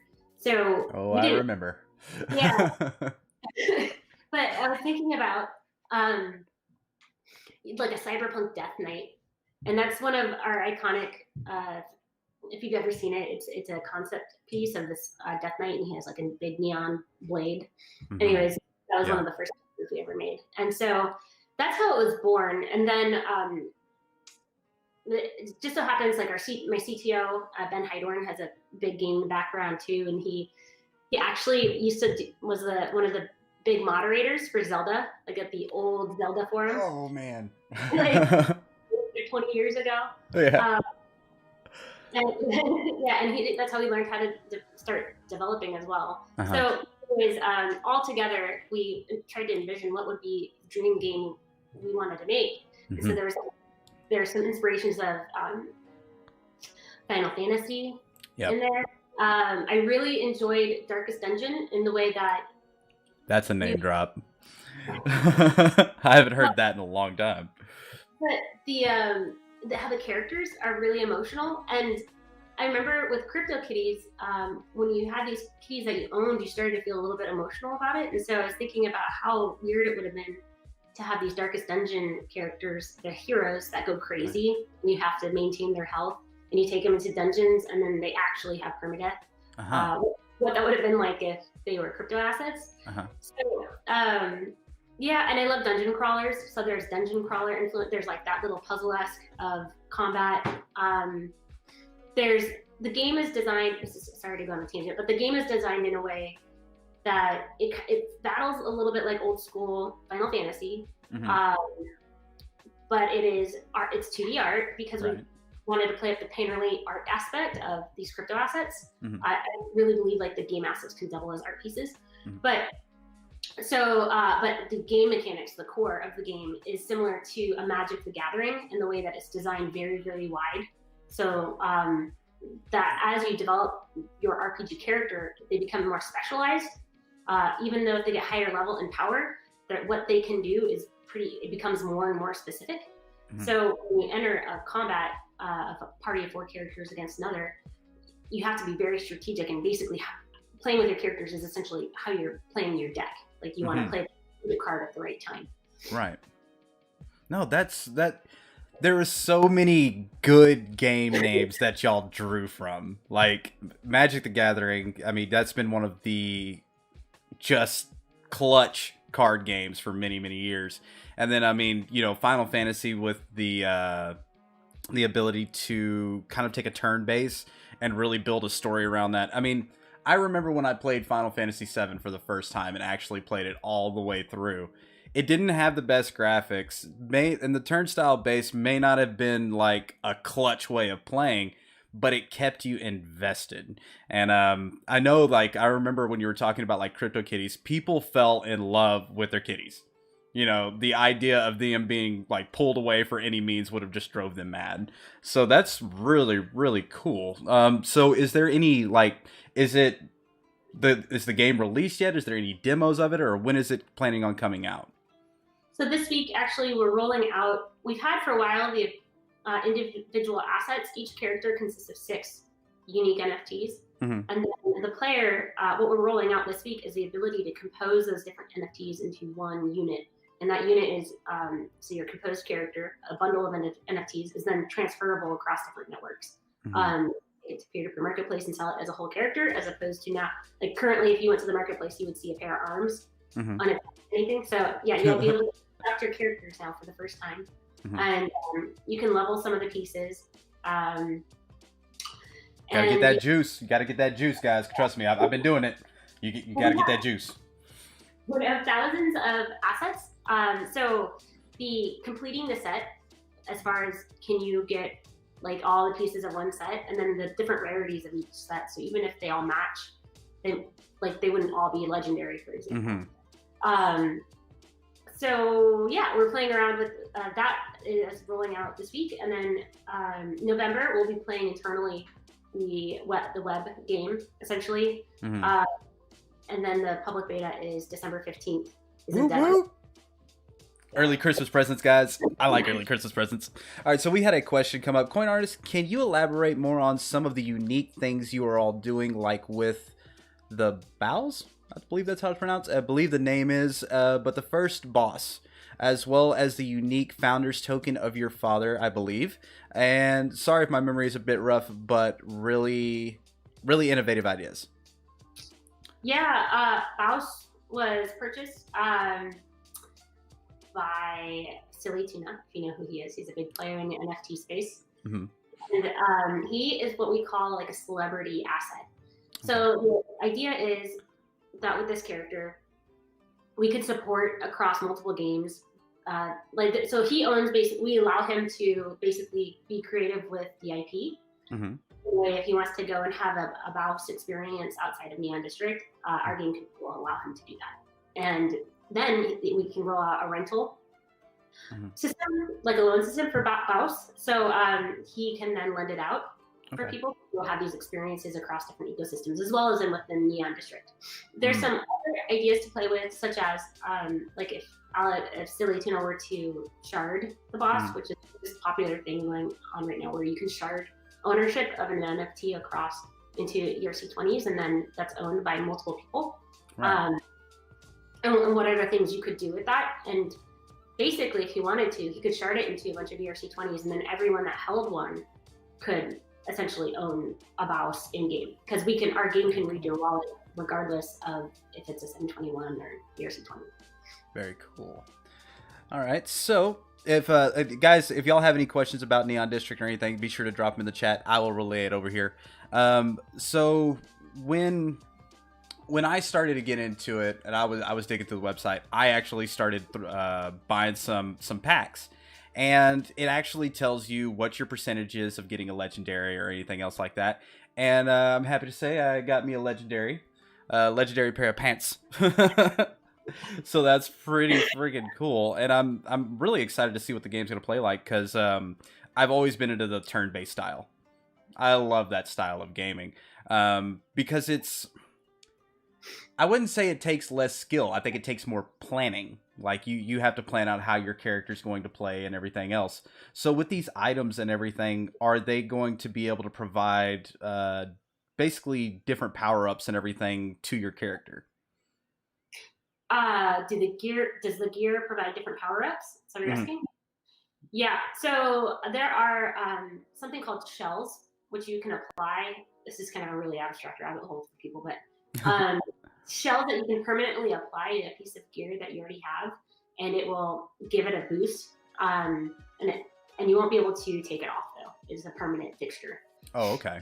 Okay. So like whenever you do like put equipment on a character, it stays on them indefinitely? No, so you can have equipment that you can put on them and decompose, but there's just a special type of equipment that are shells in which you can apply to other gear and basically like fuse it. Oh, I got you. So it's basically just like it's a item that you would use to level up a specific piece of equipment, and once it's used, and then that piece of equipment gets a little stronger. Yeah. Okay, gotcha. Exactly. And other boosts you can have, like, all the gear you level up individually, and you kind of develop it into a certain direction. So just as like a RPG character, a lot of times you're trying to make a different trait all fit. Okay. Yeah. Very cool. I'm getting some echo. I don't know. Oh, is it echoing pretty bad? Just a little bit. Okay, it might be. Let's see. Let's see if I can just cut this down a bit and see if that helps. Better, worse? Yeah. Okay. All right, so we had a question come in. What is the relationship between Coin, Cred, and Neon District? So Coin is my personal token. It's meant to be a community token that I share with basically my user base and or people that I have been connected to from before Blockade, and people that have joined what I've been working on since Blockade. And I'm leveraging, so obviously I have built a user base that's pretty passionate about cyberpunk alongside me. And with my history coming from the art, like creative tech in the space, I have a lot of friends and connections that are actually also cyberpunk, glitch, sci-fi artists and create that kind of content. As well as I'm connected to quite a few of the different game development teams in the space. So my vision here is to be able to play with a lot of ideas, like, because we've already been doing it, but cross-game items. So we can like cross-game items. For example, with Dissolution, we made Houston made a couple Dissolution ships, and we gave some Neon District artwork that he then branded on those assets. I have a couple of those now, and then there'll also be assets that we can use in Neon District. So if someone has that in their wallet, they can play both games and they have these assets. That's cool. That's one example, but another. So anyways, I have all these opportunities, and I'd like to. So I guess this is the thing I'm most excited about. So I'll just jump to that. Getting all these different assets, from art to game assets to partnerships and leverage opportunities like that, and put them in a pool. Allow people to basically farm the shards of these different NFTs over time. And as you're sharding, and once they're all sharded out and everybody owns this percentage at random, so we have on-chain randomness of your sharding, so you're getting lots of different assets, lots of different ERC20 tokens. So imagine just a diverse gallery of all of these things that you're accumulating. Mm-hmm. And then after you've accumulated them, with, I don't know if you are familiar with the shotgun contract, but so the shard, when an NFT is completely sharded, someone can basically put a bid on the asset, and if nobody counters it, then that NFT goes to them, and then the Ethereum payout goes to all the shard holders. Interesting. I'll have to look into that. I haven't heard that term. Yeah, so it's pretty new. So I was excited when all of these different pieces have been coming together. Basically, when DeFi started to cross over into the NFT space, and as the Ethereum community was excited about DeFi, and then all of a sudden they found the NFT space, like as if it hasn't been here for 3 years. Yeah, I know, right? So the relationship with Coin is essentially to leverage all of these opportunities and things that we're already playing with, to share it with the community, to have these what I call side economies that loop into. So Neon District is this robust core economy with a very deep game design, right? And so all these side economies to feed into that core game economy, and allowing people to participate in the experience, because it is so weird and new. Yeah. Right. Neon District and Blockade has always, I guess, prided ourselves on being very, very experimental. Right. And we like to push what is possible. Right. So, and then cred comes into play because we just launched our first coin farm last night. And so what people are doing is they're providing liquidity to the coin ETH pair. You take the liquidity provider token, you stake it on the coin farm, and over time you're earning back coin rewards and what is called cred. Cred is a new ERC20 token, and this is the only way that we're introducing it is through this farming mechanism. So you're accumulating cred, which we call like the street cred. It's basically your proof of nice. It's proof of backing the economy. So as you're accumulating credit, what I'd like to do, that experience I was talking about earlier with being able to farm the shards, and also when you go into Neon District, to have your own store that's for cred holders, and you can buy these things in only cred. So even if it doesn't have like a marketplace value, it doesn't matter. You heard it here, guys. Go load your bags now. Like, it's time to load up. Yeah. Well, cred is just, it's going to be something that we really play with and like to give. You can get bonus buying power with maybe in other circumstances. It's basically, I'm trying to reward community, and the community that rewards back, we're going to honor that relationship. And then Neon District. So I guess the one key differentiator here is that coin is not supposed to get completely lost in Neon District. I do want to play with it as a personal token. And then cred is a little bit of a bridge across the two. Okay. That's really, really cool. I mean, the whole concept and the way that y'all approach, there's obviously been a lot of thought put into this and how it's going to work, because one of the things that we were talking about when Dissolution was on was the ETH transaction cost currently. So I feel like your method is going to kind of, I wouldn't say combat that, but enable you guys a little bit easier transactions, huh? Well, so we're on Matic. Actually, Neon District is on the Matic network. Okay. Already. So we made that move. So yeah, the transaction, I think it's like fractions of a penny. Right. Matic, yeah, it's a lot cheaper. I was actually under the assumption it was still on the ETH network for some reason, but I've been following Neon District for, it feels like years, since like the inception when it was first dropped, and I was like, this is gonna be cool, because I'm into the whole cyberpunk thing. I mean, you kind of have to be if you're in the blockchain space. It kind of goes hand in hand, like you were talking. And big kudos for the cosplay, by the way, with the blade. That thing was dope. I thought that blade was so awesome. And then with the setup, and then I don't know who went over it, and basically they did you up and put the different effects on in the background and everything. That was super cool. That is super cool. So as we're getting rolling out the character crafting, it's basically a little bit like cosplay, right? Right. You're dressing up your characters, and so Exactly. we might do more of it. We are actually playing around with the idea of doing cosplay with the different Neon District outfits. That'd be dope. It turns out though that doing cosplay is a lot of work. It really is. A lot of people don't realize how much work goes into these costumes and everything. And I mean, I've seen these big, giant, elaborate ones that involve stilts and all of these other things. Has to cost thousands of dollars and hundreds of man hours to even put together. But that just tells you how passionate people are about it. And I've got a lot of love for that world.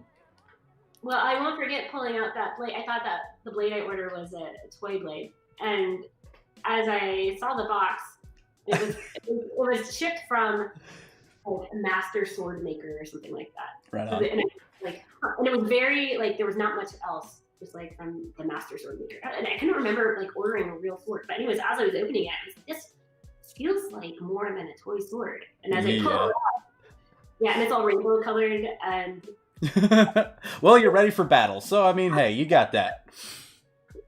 All right, let's see if we got any questions popping in. All right, learn more.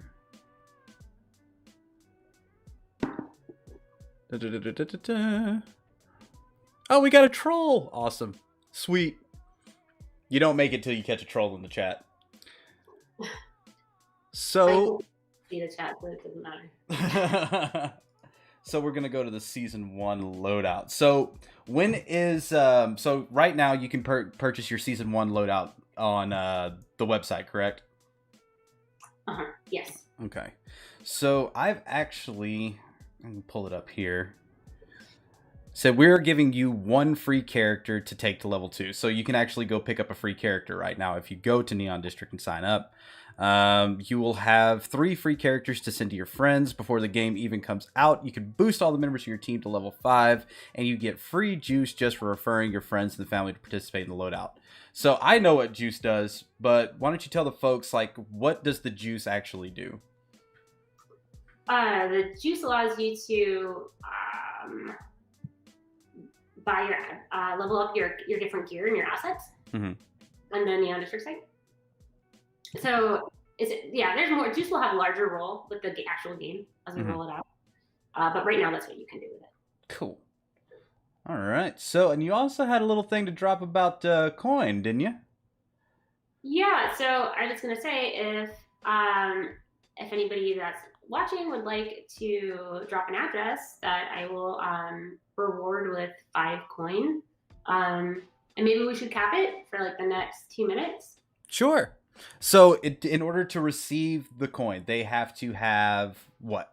They have to have a Matic address. What do they need to have? No, so coin is on Ethereum. Okay, so they just need to drop their Ethereum addresses. Yes.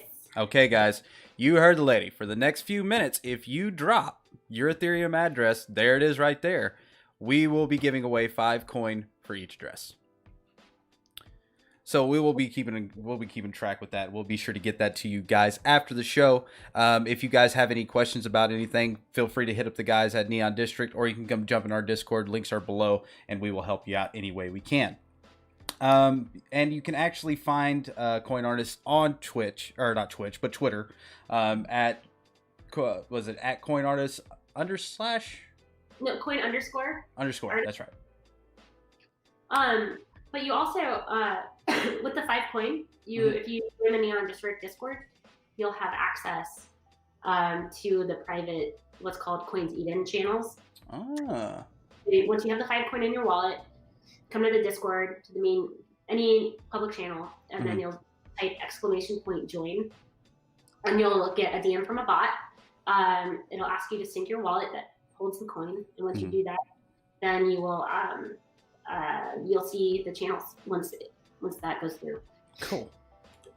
Awesome. I see you got a blog section and a press section. So let's see. Oh wow. Well, if you really want to see, you should look at the lookbook under the press, on the press bar. Let's see here. Are you on the blockade site? Yeah, I'm on the Neon District site. So if you go to the press, So if you go to blockade.games under press, there's a PDF of Neon District Lookbook, which is pretty cool. Okay, let's see. Good. And let's see, the under press. And what am I looking for under press? There should be a Neon District Lookbook. Lookbook.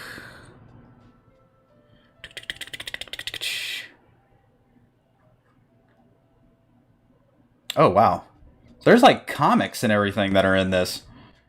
Yes, yeah. There's cinematics. Okay. Sweet. Art lookbook. All right, here we go. Oh wow. That's cool. So that's the boss. Yes. Very cool. I really like the style that y'all went with. I mean, you know, when people think, you know, and I really like it. It's so crazy that the Cyberpunk game is actually coming out. And before that was even dropped, y'all were doing this. Because I guarantee you there's people like, oh, they're just jumping on the Cyberpunk bandwagon, blah, blah. I'm like, nah, they did it first. We've been doing it for a while. Yeah. Well, that's where, you know, as we're rolling out the game and all these different incentive programs, it's not that we're saying this stuff will happen someday. It's like this stuff is all happening, so we're trying to do the rollout congruently. Mm-hmm. We're rolling out into thousands of NFT art assets. So when I hear people telling me like, oh, well, someone is copycatting what you're doing, I'm just thinking like, what, a project that's been around a month is going to be able to compete with like this entire library of Cyberpunk NFT assets? Yeah. While they might be doing okay in their own right, whatever they're doing, it's just kind of like, I know how much work it took to put together all the content that we have. Right. Yeah. So I'm excited about basically as we're pulling all this together. Well, I mean, that's the thing. They both can coexist in the realm. And there's going to be huge differences within the two. But that's like saying, you know, any game that's a space game, they're all the same. They're not. It's right. not. There's very distinct differences. All well, right. they're doubling down on the art as well. So we designed the 2D characters. So they're essentially rigs, what's called rigs, that animate.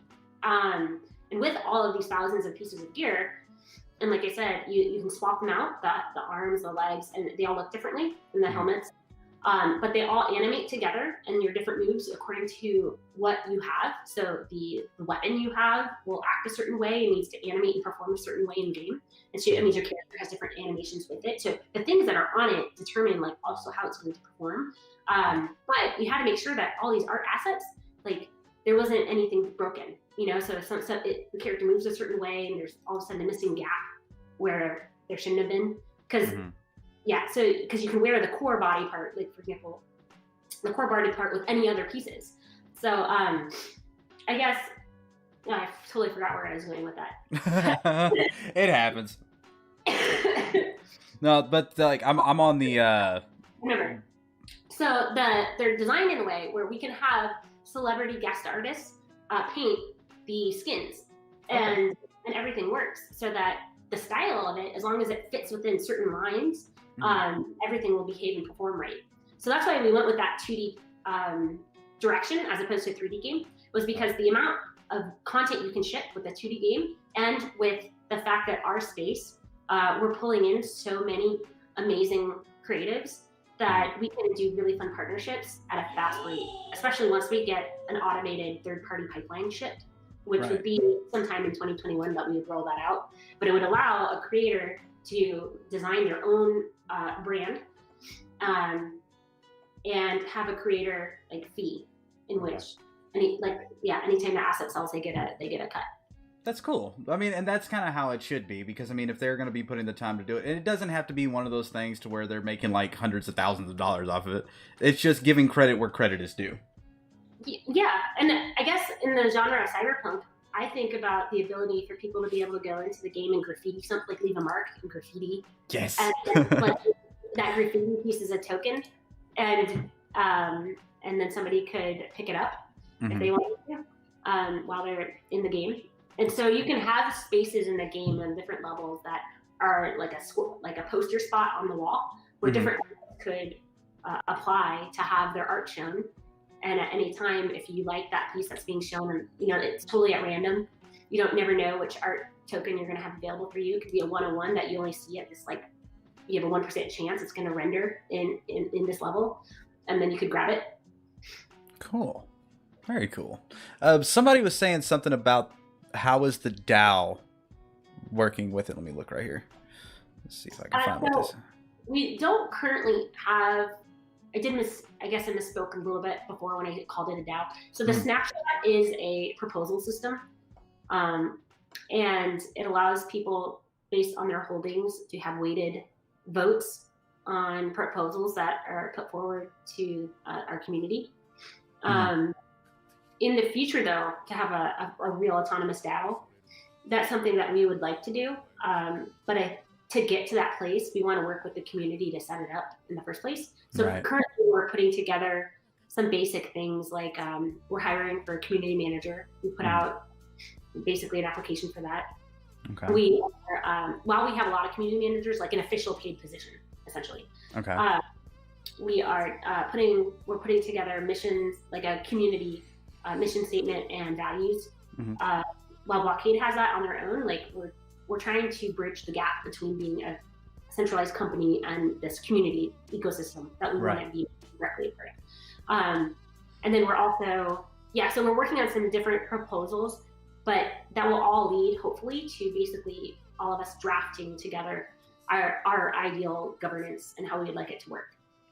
So Coins like Eden is basically a syndicate within Neon District. And the vision is to have multiple syndicates, so not just one. And then all these syndicates that have a certain identity within the universe of Neon District. And then we basically are, like, it's a little bit like a mafia in the universe. And we figure out our agenda because we will be competing. Like, let's say that our syndicate will put forward our own design of assets and storylines and components to the game. When we put out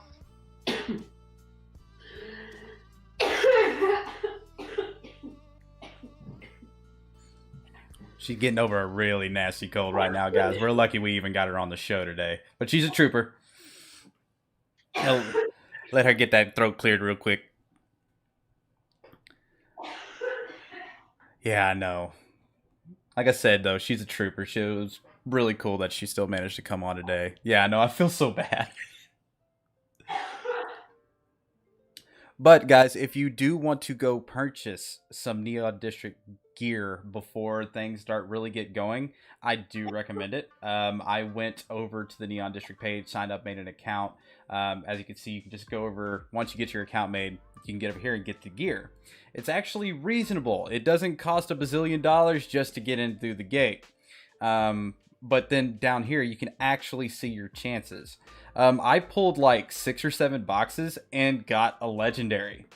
So it's, not unheard of. It's not to the percentage of like 0.001 of the chance of getting something.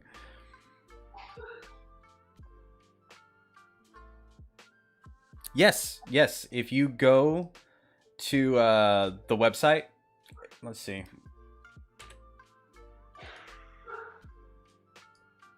Poor thing. So if you go to Neon District IO, you'll see it. Season 1 loadout is now open to the public, and if you give that a click, it'll take you to this page. This is where you can actually purchase the gear. Like I said, I bought like 5 or 6 boxes, and if I go to my inventory, I actually picked up another character. I got a hacker and I got a ghost.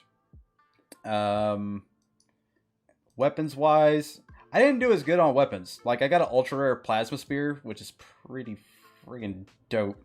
But I'm keeping it. I ain't selling this one. Welcome back. Nothing talked to yet. Okay, no worries. I'm going through kind of my inventory and stuff right now. So like on armor, this is where I ended up getting that legendary piece. I got a factory builder paragon.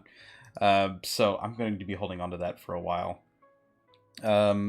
But yeah, so you can go over there, purchase your loot boxes, start getting your equipment built up, because I guarantee you the season 1 gear for, it's kind of like any game. If you want to get stuff when it's first coming out, you want to get that first round stuff because sometimes it can be ultra rare and you may not see it come around again. So boosts. I still got a little bit of juice. Like, this is the kind of stuff, like, I'll show you right here. So, like, I go to Jack, and let's say I want to level him up. All right. Costs 2 juice. So, it's going to give me to level 2. I'm going to initiate. Select your upgrade. These are randomly selected cards that you can choose to add to your character. So, as you're leveling it up, it looks like you can get, more attributes or whatever they do. Like, this guy's a hacker. So, I've got Overclock Mech. Target ally gets mech boost, or I can use decrypt, interact with an environmental object, and replace, lose 50 health. So, or I can just beef up my normal stats. I want the overclock mech one.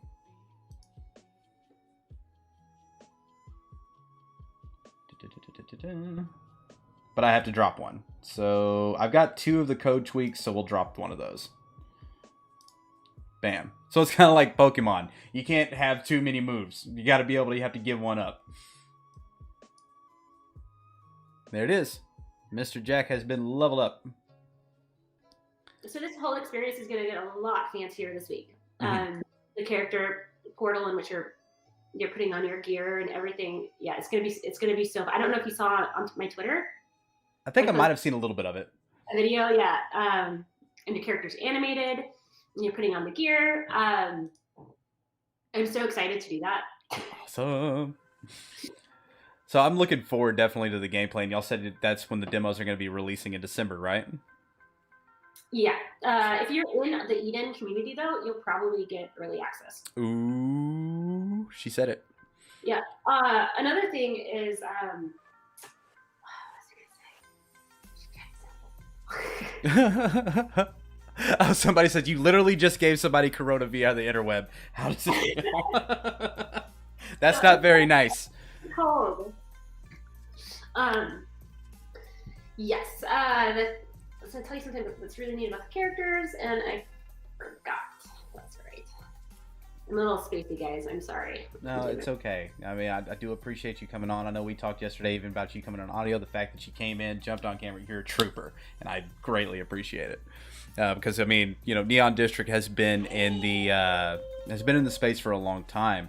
We've talked about it several times in our own camp, and it's really just a privilege to be able to bring you onto the show, get to talk about it, because that's the whole thing about the Checkpoint. It's taking people that are doing good things in the space, in the gaming space, and highlighting them. So we get to show our community what you guys are been up to, so they can kind of experience what blockchain gaming has to do as a whole, instead of just being just in ETH, or being just in Engine, or being just in Zenzo, whatever. It's being able to cross those boundaries. And then when you were talking about being able to use multiple different types of currencies and stuff like that, involving coin, Matic. I mean, I think it's cool. I think it's super cool. Yeah. So, and just so, everybody knows the farming and everything, that's all happening on Ethereum mainnet. We could in the future roll out farming on Matic. I know that there's efforts being done in that direction, so we could support that. But currently, we just wanted to get going as fast as possible on a lot of this work, because we are ramping up to roll out, basically. Right. All right. Well, let's see. You were going to hang out for about 45 minutes. It's coming kind of up on that time. How are you looking for time? Yeah. Because my coughing is so I'm nervous if I talk, I'm gonna just have another coughing fit. Well, that's okay, Cornars. Well, I mean, if there's anything that anybody wants to ask her, just try to keep it short, because it's kind of hard for her to talk right now. But if there's anything you want to throw out to the people, feel free to do so. Oh, this is what I wanted to tell you guys before, with the character crafting. How excited I am about it. One of the downsides of these blockchain assets is that, the game team, we don't have, when you buy the loot boxes, that's when they're minted. Oh, wow. So we have to also buy them. That's pretty wild. It sucks. 'Cause I make all of them, and then I want to have all the things too. So then I end up like spending all my own money on. I know how it goes because it's so easy to fall in love with something. I remember when CryptoKitties came out and all that. I wasn't too big into the whole CryptoKitties thing because I was like, what can I do with it? You know what I mean? That's when the NFTs and everything were really early on. Blockchain gaming was still kind of in its infancy, which it still kind of is in a sense, but it was really, really young then. So you didn't really see, I didn't personally see the value of it than other just being a collector's item. But then the games started coming out. And then, because, you know, we brought on several different games that are all utilizing the blockchain in different ways. And with, you know, Neon District and everything else, I've seen the different ways that the armor, the weapons, and all of that stuff, everything has a use. And from what you were just saying, like, whenever you purchase a box, they're minted right there on the spot. So that's pretty cool. Is there going to be a limit on how many boxes are going to be released, or? So that's okay. When you talk about the model, the CryptoKitties model, you start out with something. Let's say you have a Gen 0 cat and it's pristine, but as you play with it, it degenerates over time. And it's a kind of a negative experience in that way. So it makes you not want to play the game. While you're breeding them, though, like so. So anyways, the reverse model of this is you start out with basically these limitless assets over a period of time that can be minted. So that's why you have different aesthetics that are available for a period of time. And then when they're minted, they're all like just that starter level. They don't have any real power. It's basically like your tutorial character, essentially. The only way that they become more special is by playing with them. So reverse experience. Whereas we're not going to say there's only 5 of these assets ever, unless it's a special promotion. Generally, you're going to be able to have the opportunity to, you get that initial, like just like an RPG, you get that starting random roll to set your base stats for the different gear pieces and your character. And then from there, as you evolve it, almost like if you've ever played World of Warcraft or, you know, the bigger specialization games like that, it'll become more, you basically design it how you want it. And the two sides of this is you're going to have assets then that are that base status that no one's ever played with. So it's almost like an unboxed toy. Because in the next season, you won't be able to buy that again. Wow. But secondly, you can then take that, and as you develop it, how many people will have developed it just like you? That will play like that. So as you're looking for different pieces in the future about what you want for your character, you don't have to grind from level 0. You can find what you're looking for that somebody else has, but it's also that bias of like, man, why did they develop it like this? You know, they could have. They built it their way. They didn't build it your way. That's cool.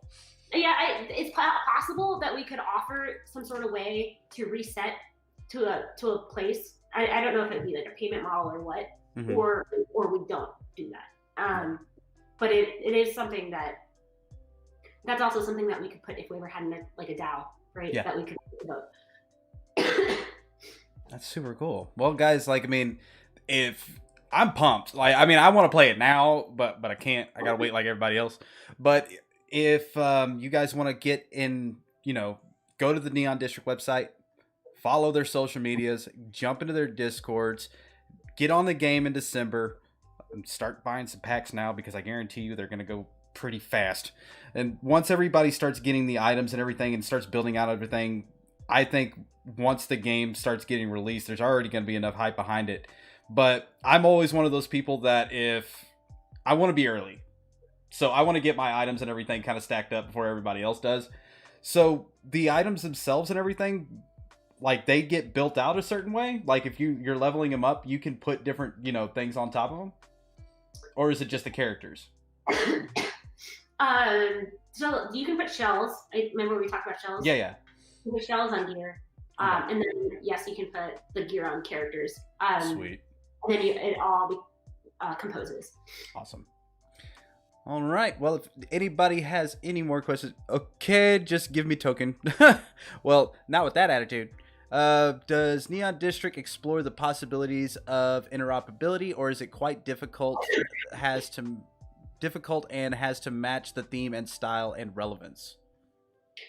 We did a promotional interoperable campaign with what we called our Radiant Blade, and it's an asset that in Neon District it's a sword, and then 2 other games it is a different asset.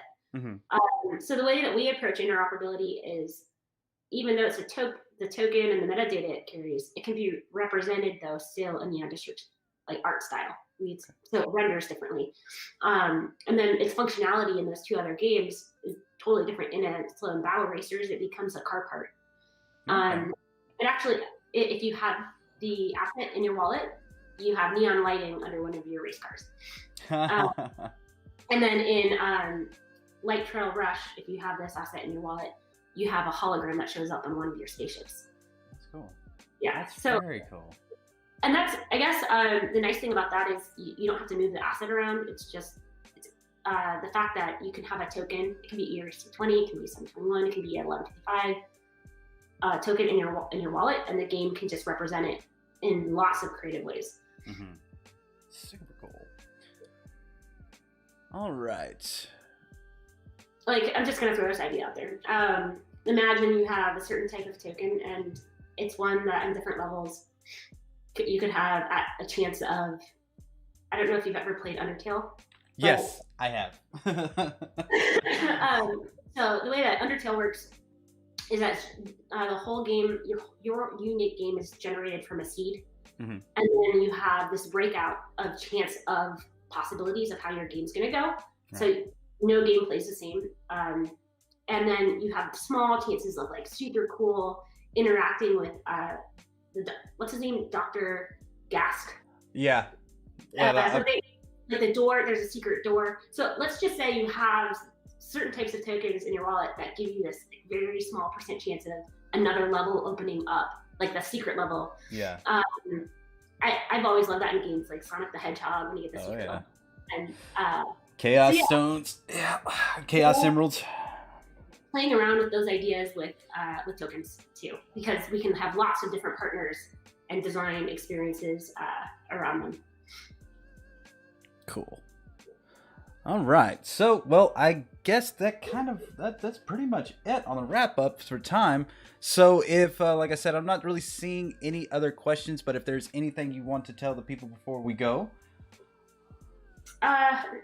I'm good. I think like if you want to be a part of the conversation and help kind of craft the world with us, we're really collaborative and open-minded. Like, definitely we approach Blockade as we're building directly things that we think the community will enjoy. So yeah, if you're looking for a place to participate and be a part of, like as we roll things up, we're definitely a good group on our. Sweet. Well, all right, guys, that's it for Coin Artist. A big shout out to her for coming on the show. Let's say we would love to have a meeting to share more about Zenzo with you. And that was Mr. B in the chat. So, guys, I am going to sign off now. I'm going to come back on here in just a few minutes. We're going to have marbles. We're going to be giving away some fabulous prizes. And I'll be back here in just a few, so do not go away.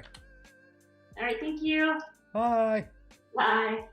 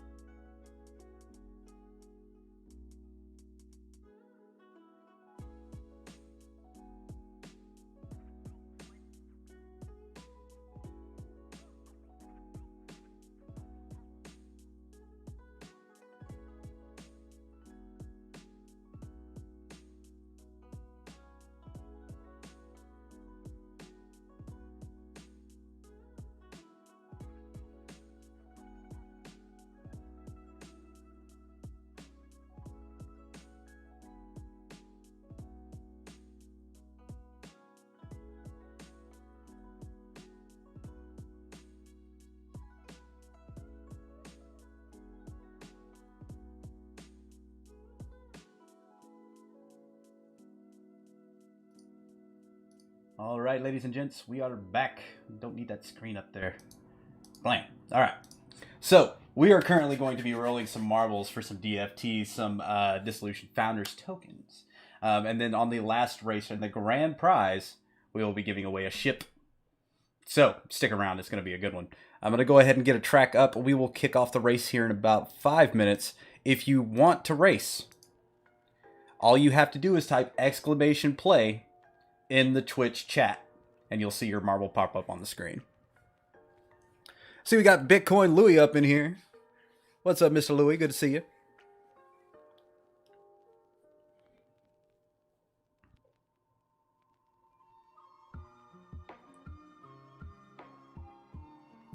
The ETH address was only for a few minutes. That was going to be for some of the coin.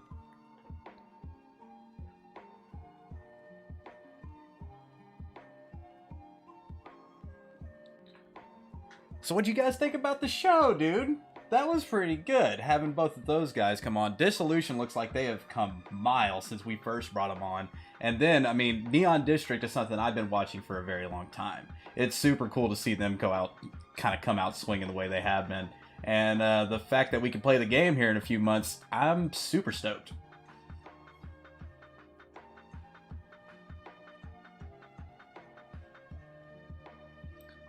About 13 people on the track. If you guys want to play, though, y'all want a chance to win, you got to type play. Got to do it. But I'm going to give it about 5 minutes. In fact, let's see. Can I change settings? Oh, wait a minute. No.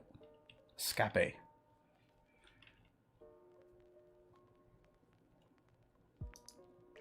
No, I don't want to go to the main menu. I want to go back to the screen.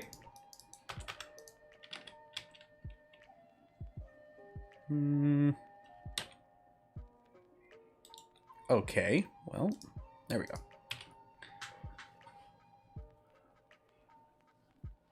What is content address? So, wait a minute.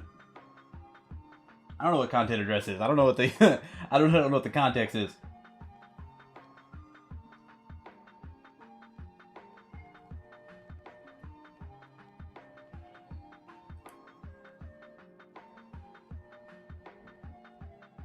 Contract address. That's what I was thinking.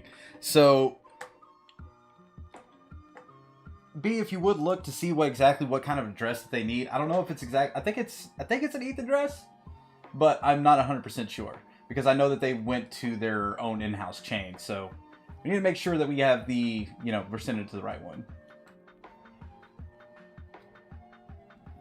So, like, let's say if somebody wins one of the DFTs. What address are they going to be sending us? Yes, for the Dissolution items. That's what I thought. Okay, so have your ETH addresses ready.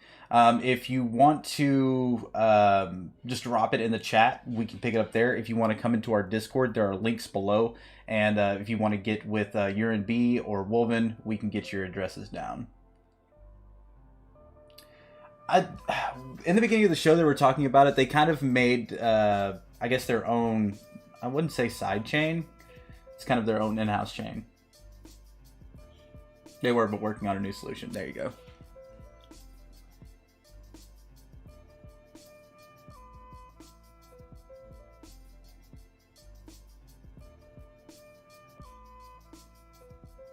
Cool. Layer 2 is so hot right now. I can see the meme already.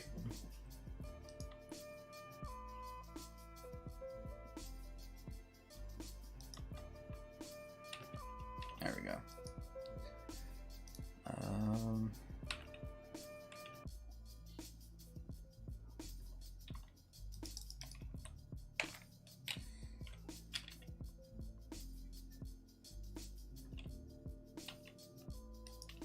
Give me my cursor back, thing. Alright. So 10 lucky people will win a DFT. Yes, we are going to, let's see, we got about an hour to kill, so we'll do 10 rolls. We'll do first place winner gets a DFT. And then on the last race, we'll give away a DFT and a ship.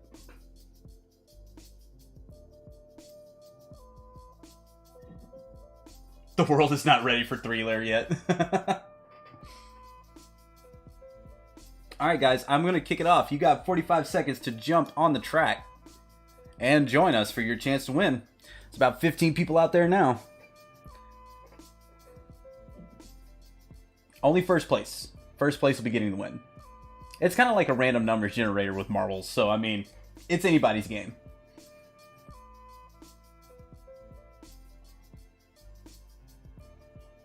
Boost is not enabled. We're, just trying to keep it somewhat fair. Yes, except for team. So, like, if some of the team wins, we'll just go to the next person. So if it's like Urine B or Wolven or Kakios or like me, then yeah. It'll go to the second place. And thanks everybody for all the subs and follows today. It's much appreciated. Play to lose, the new style.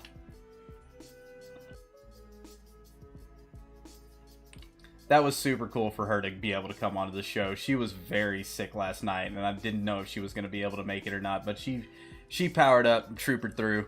Uh-oh, Gonfer took a dive. Oh, God, everybody's dying. Louis, no! Not like this, Louis. Not like this. Stell power. Opium. Oh, Copper takes the dive.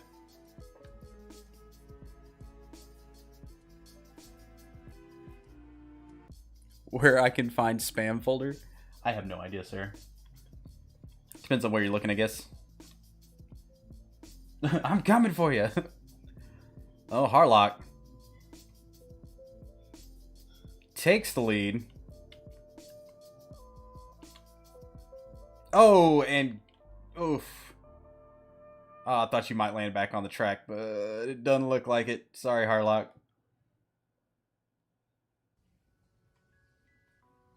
Yeah, he got boosted all right.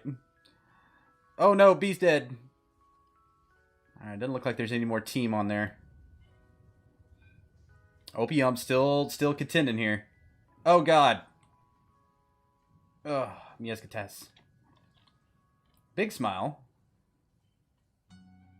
Still anybody's game here.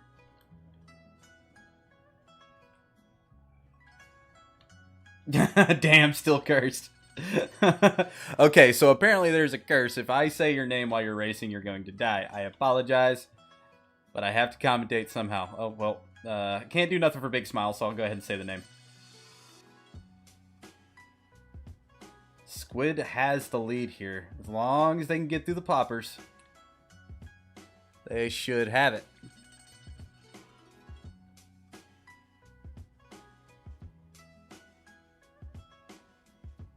Oh. I guess I looked away for just a second. I guess you got popped. There's only, what? Oh god, daughter of May. There's only 2 people left alive on the track.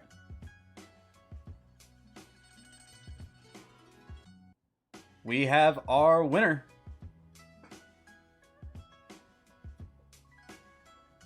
So if you would like, you can go ahead and post your Ethereum address here, or you can come to our Discord, and we will get you set up.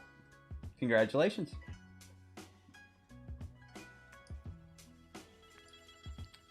All right, we'll get that next track up and going. This kind of looks like a Neon District S track. I'm digging it.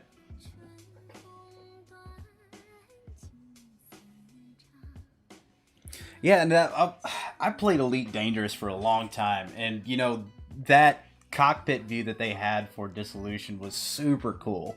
And I love space dogfighting. And then what they were talking about is actually like going out and creating, you know, this whole, you know, universe to where people can, you know, run mining stuff like that. Dude, I think that's super cool. See, Louis gets it. It does look like indie. Alright guys, if you don't know the drill, all you gotta do is type !play, and that will bring you up on the track. Play PUBG? Why, so you can stream snipe me? Huh? I'm onto your tricks. I'm onto your tricks. Awesome. First reward is set up.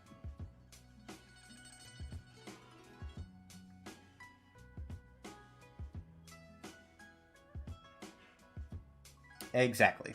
But there will be a grand prize on the last race. You will get the DFT. Also, you will get a ship. And it sucks because I want to win the ship, but I can't. Because I'm the host. It doesn't work that way.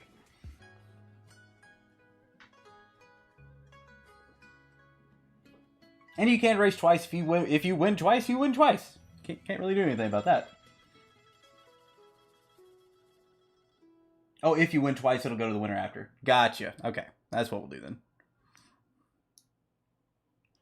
All right, we got 16 out. We're going to go ahead and crank it up. You got 45 seconds to join from this point forward.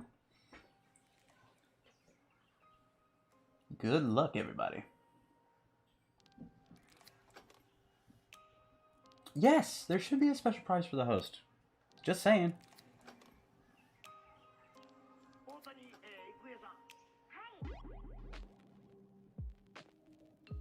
$16 people out of the track. We got 27 people in Twitch. Come on, man. Come on. Type exclamation play. Play marbles with us. It'll be fun.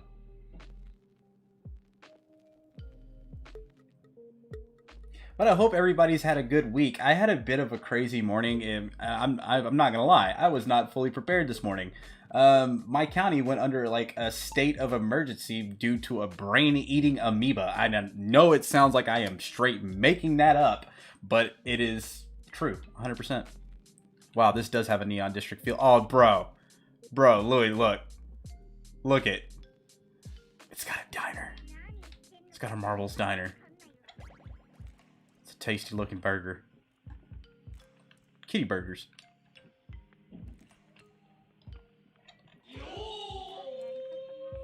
Dragon Slayer, thank you for the follow. Alright. It's kind of hard to see. Oh, Louis. I didn't say his full name, so maybe I didn't curse him. Maybe that's what I just gotta do.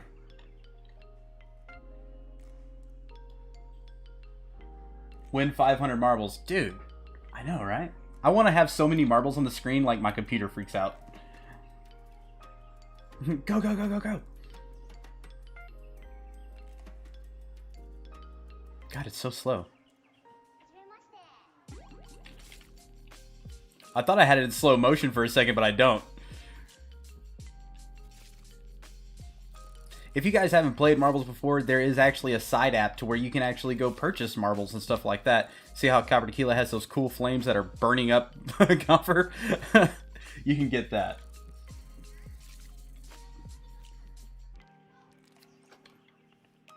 Yeah, well, it was in our water supply, Harlock. A little girl, unfortunately, she was playing in the fountains in Lake Jackson, right next to where I live. And she caught it, and unfortunately she passed away. Then they started testing the water supply, and they actually found trace DNA of the amoeba. So, yeah. It's pretty brutal. And when they did that, you can't take showers. You know, so that means no coffee for me. Which, if anybody's watched my streams, I am desperate need of that. Yeah, you can't wash dishes, you can't do nothing. I mean, they shut down all the restaurants. They shut down the bank. Like, I was gonna go make a deposit this morning and I couldn't. I was like, wait, what? Why do I gotta depend on water to make a deposit? It doesn't make any sense, but whatever. Alright, still looks like anybody's game here. Kakios? I don't see you, bruv. Employees need water breaks. That's true, but that's like tap water. I mean, wouldn't they be getting bottled water anyway? I'm just saying. It's a bank, damn it. Daughter of May snags that first place.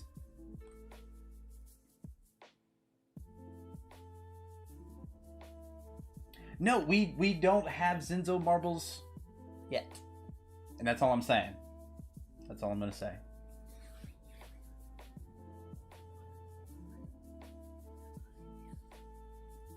Hashtag soon. For real, dude. Like, I mean, that is scary stuff. And the fact of the matter is that it only takes like a few days for that to get you. It's brutal. It's freaking brutal. Yeah, we've got a lot of things going down in the Zenzo pipelines right now. If you've been keeping up in our Discord, you know that Coda is in full swing. If you haven't heard of Coda, that is King of the Apocalypse, one of our games that we are developing in-house.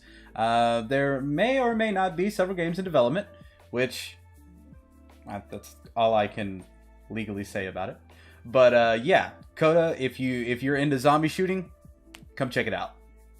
And if you have signed up for the alpha release, there will be 50 people selected for the alpha release. So be sure to go check out Coda and sign up. Now I'm hyped.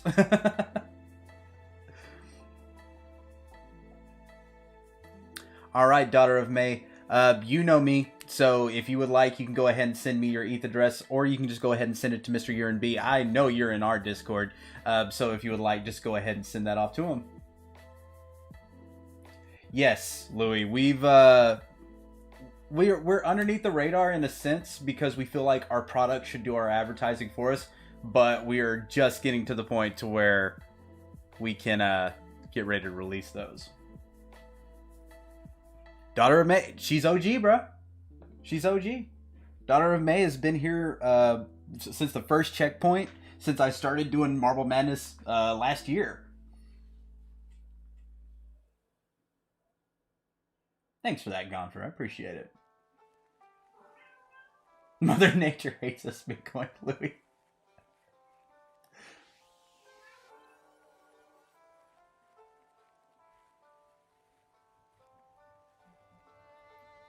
All right, we got some folks coming in. Next track is up, guys, so if you want to type exclamation play, get out there on that track. Got about... So we've got about 45 minutes left in the show, so we got more than enough time to do about 8 more races. And see, Gonfer, I can definitely say that. You know, we've got an amazing team, and outside of that, we work with some amazing people. You know, everybody that's in it has a good heart. Louis coming in with that sub. Thank you, sir. The Krillin of appreciation pops up with a head nod. And you're also doing really great with your stream. Thank you. You know, and it's Zenzo, man. Like, we all have something that we excel at. And, you know, Kitty, our head developer, that cat is so just... What's the proper word? He covers things over like a blanket. 1 second he's working on the Bitcoin Core wallet. 1 second he's working on the Forge. 1 second he's working on Coda. And it's amazing. Can't mess with that cat, dude. Can't mess with that cat. Aww. And I mean, you guys, it's what's worth it. You know, doing this has been, it's been hard. You know, everybody that's on the Zenzo team, we've all felt the squeeze. You know, we didn't do an ICO. We didn't do a pre-sale. We didn't, you know, like, hey, we've got these coins and we're going to sell them to you at a premium just so we can dump on you later. That's never been our intention. We all have a very deep love for gaming. You know, me personally, I grew up in arcades. You know, I had Coke bottle glasses and buck teeth. But when I was standing behind that cabinet, I was equal to anybody else that stepped up to it. And I love that. And I mean, high scores were everything back then. And, you know, we're trying to bring that love back into it. And we're trying to inject it into blockchain gaming, as well as highlight other projects that are making big moves in the space. Zonda, for real. You know, my heart goes out to Zonda. He's been having some issues as of late, but, you know, he's always out there repping the Z, and always appreciate it. One love. Got that Z love. All right, guys, we're going to kick it off. 45 seconds if you're not on the track. Sorry about your luck, man. Never have, never will. That's it. And everybody on this team, dude. Like, Wolven's been doing the story for Coda. And I know it, because I get to read it.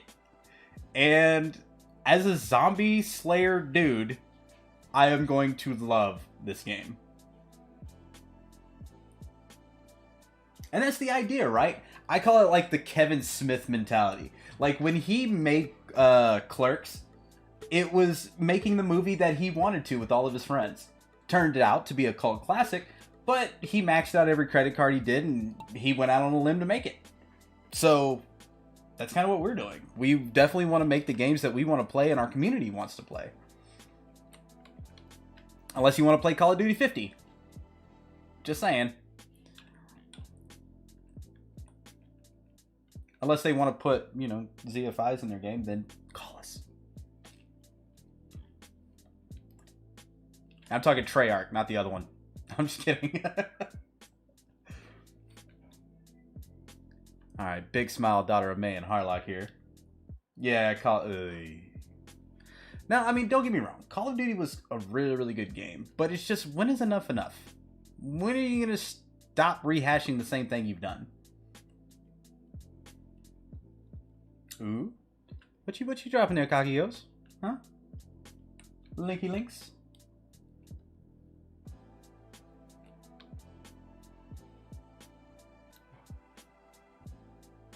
But I mean, I'm excited to see all the different styles like came out. I mean, Hash Roast was really cool because I'm an RTS player. They were super cool to bring out on the stream. You know, Dissolution, obviously. I mean, for the first time that I played it to where it is now, like, I got to go do the update after the show and play it. So, but there's so much room for blockchain in gaming. Especially like when you think of games like EVE Online and stuff like that. It fits perfect. The immutability, the ability to sell items, destroy items and get something out of it. It's time the gamers got paid for their time. You know what I mean? If somebody is getting paid for me watching a 15-second video on freaking Facebook, why can't I get, you know, play a video game and get something more out of it?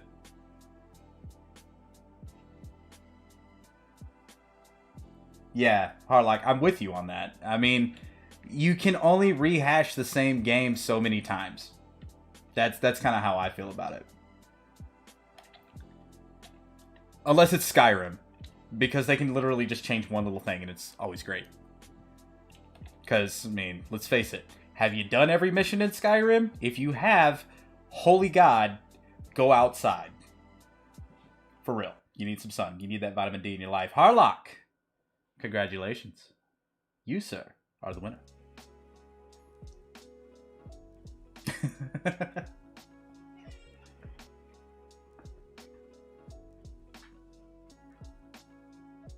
But yo, man, thank you for the host. Much appreciated. Yeah, Louis, you got second, brother. You got second. Come on, you'll get the next one, man. Get the next one. The curse has been lifted. Harlock, go ahead and message Mr. Urine B with your Ethereum address, and we'll be sure to get those items to you as soon as possible. Hey, one whole view doesn't matter. It doesn't matter if it's 0 viewers. You still took the time out to click that button, and I appreciate it.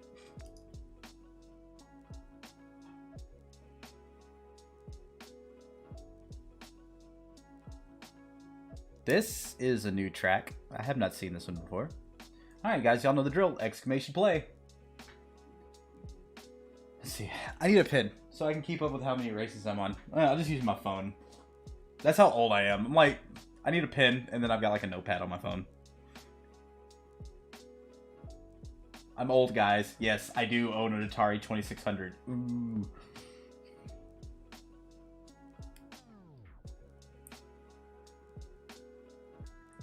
Which, by the way, Yar's Revenge is still cool.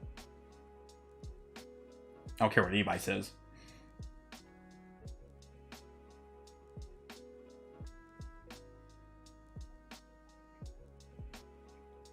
So what were some of you guys' favorite games growing up? Like, I mean, everybody's got a favorite game, right? So what was your guys' clutch game or style? Like, mine was RTS. Like, I loved Red Alert. I loved Tiberian Sun. I loved all those. Obviously, StarCraft. But then I actually got to experience the blockchain game version of that, which was Hash Rush, and they did pretty good. Super Mario 64. Yes. Contra 3, dude. Really? That game is so friggin' hard. That's like, I'm right there with you on the old thing, but that's like Ninja Gaiden hard. So hard.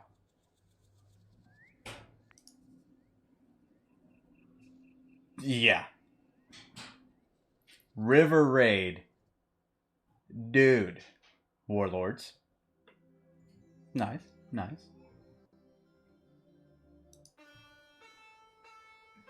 Okay, now this is the thing. I beat Battletoads. Alright? And the Double Dragon and Battletoads crossover. I have beat them. The only level that ever really gave me the problem is the one level where you're going down on the ropes when you're playing 2-player, because somebody would always hit me. My sister. And then the one level that would get me solo was the level where you gotta do the little jumps. Yeah. That level sucked. Your sister too. Was she an older sister? Or is she a younger sister? Because mine was older, so you know she was taking player 1. No, younger. Okay, see, I had an older sister. So, yeah, I think she had like 4 or 5 years on me. So she could pretty much beat me as an 8-year-old.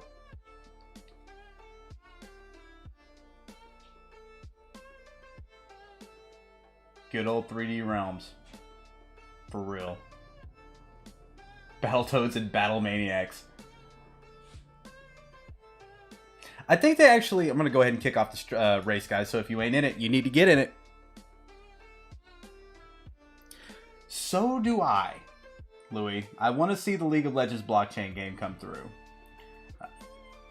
And this is the thing. Eventually, like... And this is what I was talking about Ready Player One earlier. They actually took the servers and... Biggest influence for games? Where to begin, right? They actually made it to where all of the different games kind of coincided. World of Warcraft was right next to League of Legends, and then it was next to StarCraft, then it was next to Star Trek, then it was next to Star Wars. Like, all of these worlds were, you know, tied together. And they were actually, all had one currency. Which was stupid cool. Alright, let's get it, gang.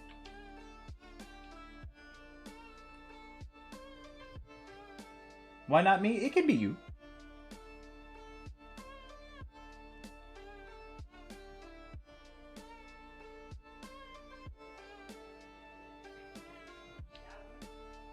Yeah, big shout out to the guests, Houston and Adam from Dissolution, and Marguerite, coin artist from Neon District. It was super cool to have them on.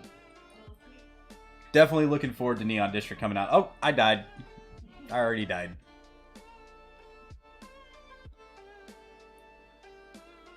Alright, I'm not going to say anybody's names because I don't want to curse anybody. Those guys are out in the front. Exactly, the metaverse is something... And one of the things that they actually talked about in the book, too, was the ability to make this super server that had 0 lag that millions of players could be on. No boost, Louis. There is no boost. Hashtag no boost. But the idea of having these, you know, lagless servers, and what they talked about was actually linking everybody's computer together. Kind of like, what were they doing for that supercomputer thing back in the day? Why can't I think of that coin's name? It's so simple. But I didn't say about it on the track, though, Squid. I didn't say anything about that. Folded home? No. It was like a 3-letter word, and I can't believe I can't think of it. Golem. No, it's not a 3-letter word. It's like a full word. But yeah, Golem was doing something like that, where they kind of linked everything together. And... Bitcoin Louis. You, sir, are a winner.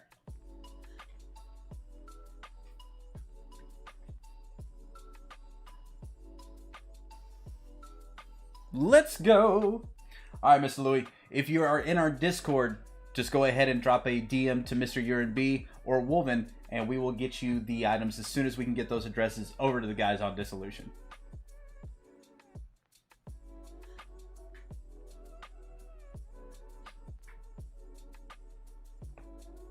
I'll tell you what, I'm going to go ahead and spice up the last race. Because we did miss last Marble Madness Sunday. I'm going to go ahead and put 100 Z and Z on the last race. So there'll be 3 prizes for the grand prize winner.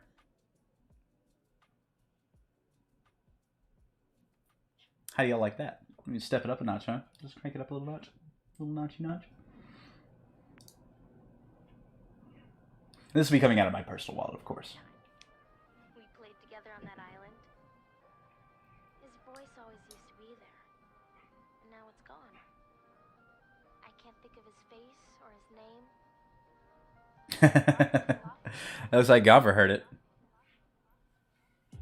So for the also like for the last race, okay, we won't do double rewards if you just win on these first 9 races. But if you do win on the last race, it's anybody's game, all right? Because there's only one grand prize. Not everybody's going to get one. So even if you won, be sure to stick around for that last race.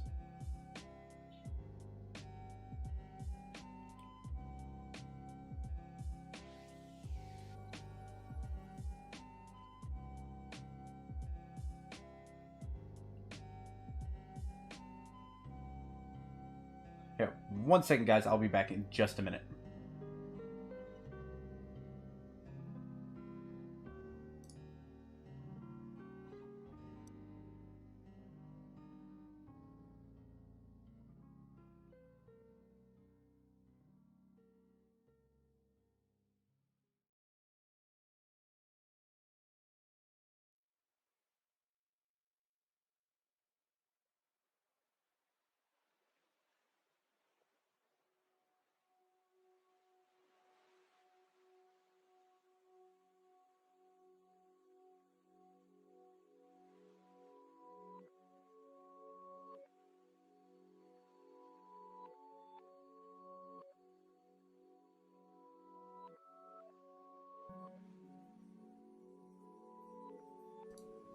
And I'm back. I was being hailed by the miss.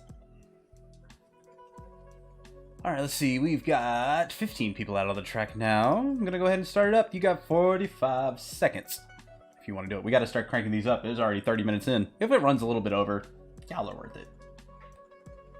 Yeah.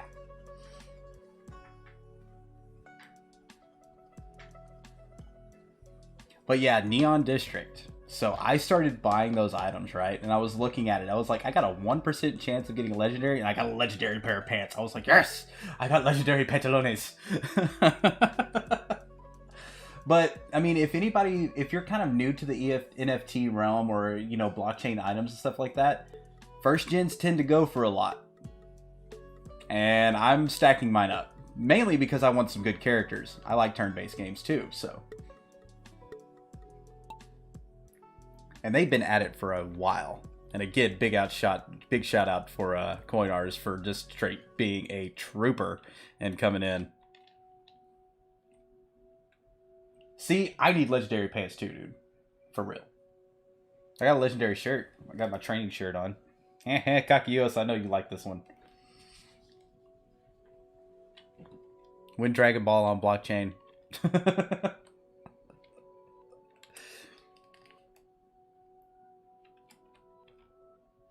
Need them legendary pants, yo. See? I knew you'd like it. Today, we train.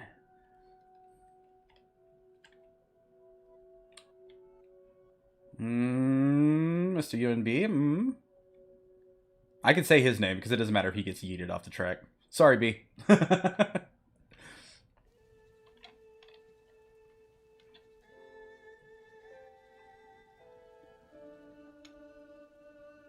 Because, I mean, when she was talking about, the different games, find all Dragon Ball NFT and NFT contract. Louis? Let's talk. We might be onto something, even though you just got flung off the track. I'm sorry.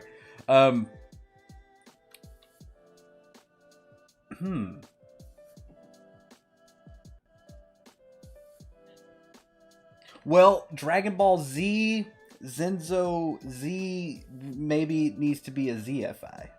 Kitty, do it! Alright, looks like the lovely Copper Tequila snags a win. Legally, of course, yeah. We just can't be ripping off Dragon Ball Z stuff. No. No. Win Namek, dude. That's got to be the second one, right? We got to do the Earth Dragon Balls first, then we can do the Namek ones. And we have to fight Frieza somehow.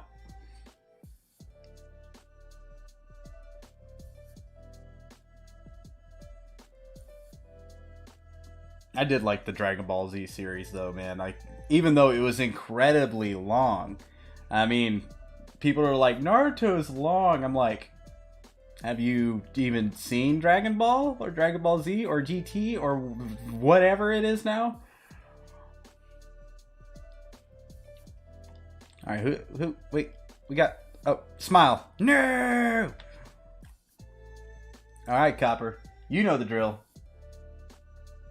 Do the abridged series, please. What was that? Dragon Ball Z Kai? I think that's what it was called. Sino-sama. Alright, Copper. You know the drill, though. Send Mr. B your ETH address, and then as soon as we get those over to the guys at Dissolution, they will send them out as soon as possible.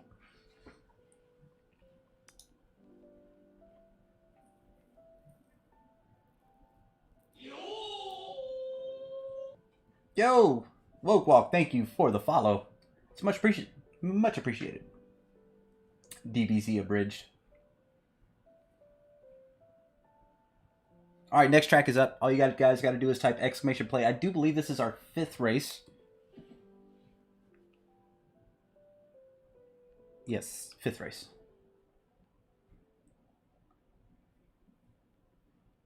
So we've got 4 more regular races after this one. And then the last race. So I'm going to pitch in 100 Z and Z on it. Then we're going to be giving away a DFT. And then we're also giving away a Dissolution ship. You won't want to miss it. And remember, anybody's up for grabs on that one. But if you currently win, and you win one of these like next rounds, it's going to go to the next person. So we want everybody to try to get something, you know what I mean? Yes, on Discord, please. And if anybody has any questions about what Zenzo's been up to, if they have any questions about what we talked about on Neon District or Dissolution, feel free to drop it in the chat. Me or B or Wolven will help you out. Yep, we're on 5th. Okay, cool. And if you don't know what the hell Zenzo is, feel free to click a link below. Join our Discord. Come check out our website. Ask us questions. So that's what we do.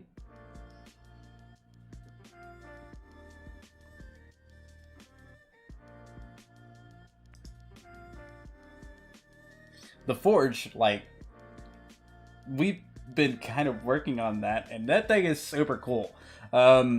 If you've seen the recent meme put out by JS Kitty, it's so good.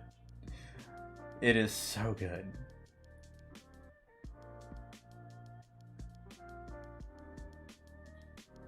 And that's what we kind of want the Forge to be. We kind of want it to be this universal like wallet for all of the games in our ecosystem. So the idea of one item being able to be used in multiple games. So like imagine you have a pistol, all right? And we come out with a card game. And it utilizes weapons for whatever reason. We make it to where they use this particular, set. You can have a gun in this game, in that game, and that game, all off of one item. And I think that's cool. But a universal inventory for kind of all of our games. It's the idea. One of the brainchilds of JS Kitty. Alright guys, we're going to kick it up. 45 seconds to the next race. Good luck, and may the odds forever be in your favor.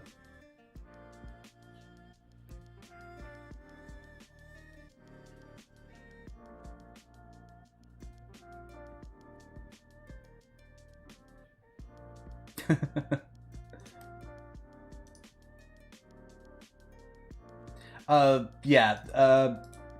I'll go ahead and send you the stuff because she DM'd me. Daughter of May did. Let's see.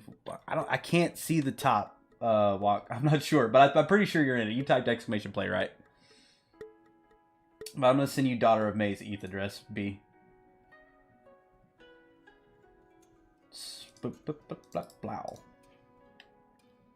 I don't know why it did all that, but that's her address.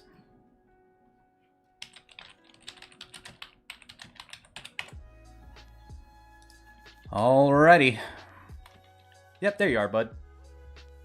Woke walk. Got that woke walk, yo.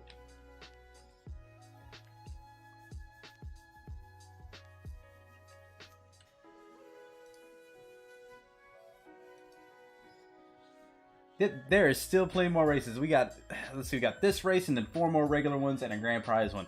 You may not want to win to the last one. I don't know.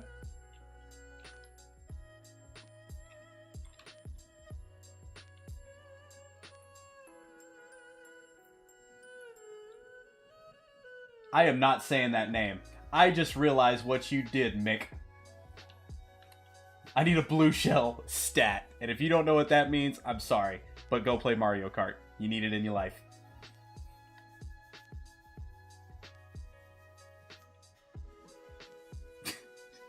Damn you. I'm just calling you Mike because I'm not going to say the rest of your name. That reminds me when Bart Simpson calls Moe's Bar. I'm looking for an icy wiener. Come on. Simpson jokes, man. Come on. See, Louis gets it. See, we could be old. It's alright.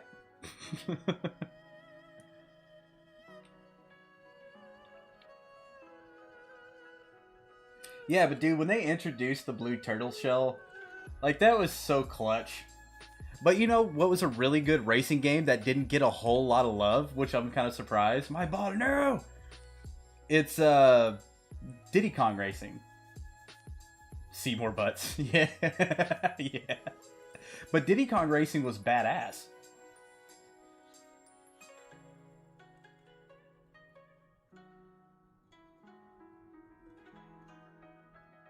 That spinny thing is like Fall Guys, pretty much. Opium? I'm not sure if you already won one.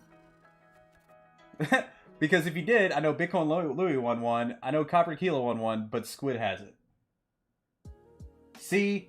Step, you know. Diddy Kong was awesome. Again, maybe for Siblings Local Co-op, for real. No, you didn't. Okay. Then Opium, congratulations, my friend. It's okay, Harlock.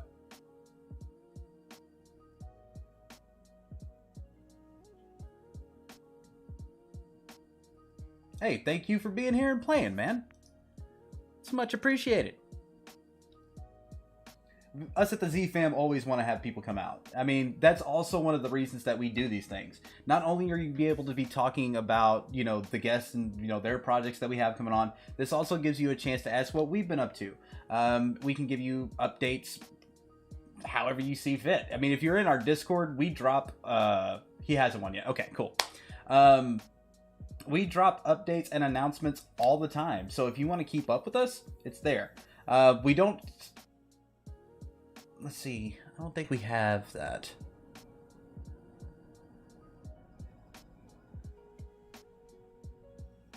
I was thinking if we have like the roadmap and still and everything posted up, but we don't have your typical roadmap. We don't have like this coming out at this time at this time. We build and we just keep our heads down. We keep grinding until we feel like it's done. Opium. Or Opium, excuse me. Go over to the Discord link right there. Send Mr. Urine B a DM with your ETH address, and he will get you hooked up.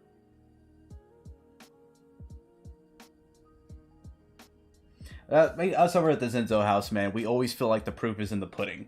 There's no sense in trying to release some kind of vaporware. That shit may have worked back in 2017, 2018. That doesn't work anymore. It's about the products. Caught your stream through Coin Dreams? Nice. Very nice. Big shout out to the guys over there at Coin Dreams.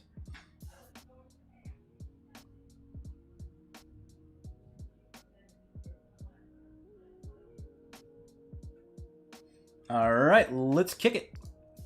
So this will be the 6th race. That means we've got 3 more normal ones after this. We might be running a little bit late. I'm here. I ain't going nowhere. Not until the last race is won. Also, be sure to have a Zenzo address. If you do win the last one, I will need a Zenzo address to send you some. Play, yo, I'm back. Late, but back. Welcome back, Zamborg.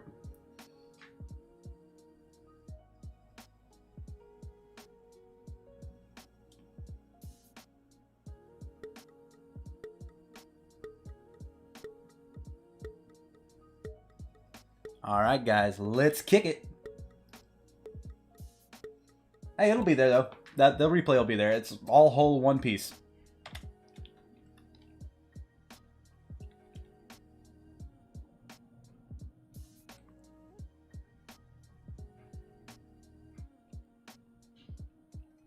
It's been a bit of a wild morning, though, for me. If you can't tell, I'm a little like,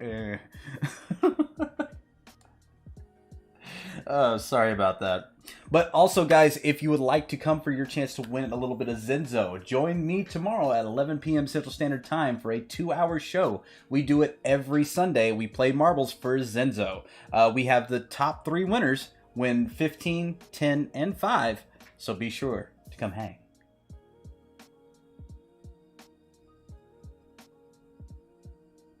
No worries, Amborg. Winzo with a Zenzo. Who am I gonna bet on? Who I think is gonna get this one? I think it's gonna be Squid. I'm giving it to Squid. Squid's gonna win this one. I believe it. For the gamer, by the gamer, through blockchain. I'm a nerd. So, yeah, it is definitely for the gamer, by the gamer. I think everybody else in the Zenzo team can pretty much attest to that. How much have we been? I don't know. I don't know. Squid, come on, dude. Don't let me down. I'm glad I'm really not betting because I'd be in trouble right now. Big smile. Congratulations. 2 Z&Z on Big Smile. Well, I lost that one, Zamborg. If I would have took that one, I would have lost. Alright, Squid, you gotta get the next one, bud. You gotta get the next one for me, man. I believed in you. Believed in you. Big Smile, I already know that you're in our Discord. Please send Mr. UNB your Ethereum address so when they start handing out the prizes, you will receive one. If not, I'm in your DMs already. I will hunt you.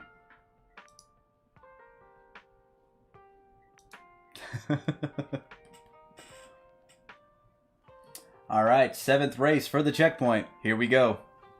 Exclamation play if you want to get up in it.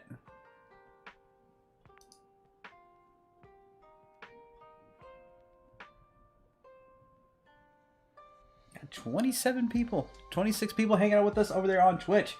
Thank you, everybody, for coming out today. Thank you for all the love that you gave for Dissolution and Neon District. And like I said, a big shout out to her for showing up because I know she was sick. She had to get up in the middle of the show for a coughing fit. But that tells you something. She's a trooper.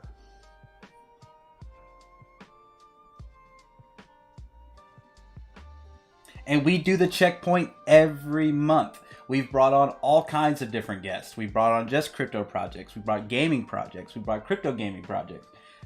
Doesn't matter. If we think that the way people are doing out there, good moves in the space, we're going to bring you on and highlight what you're doing. Thanks, Samborg.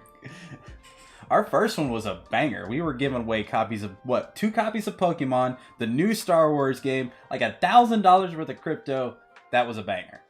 That one was a banger.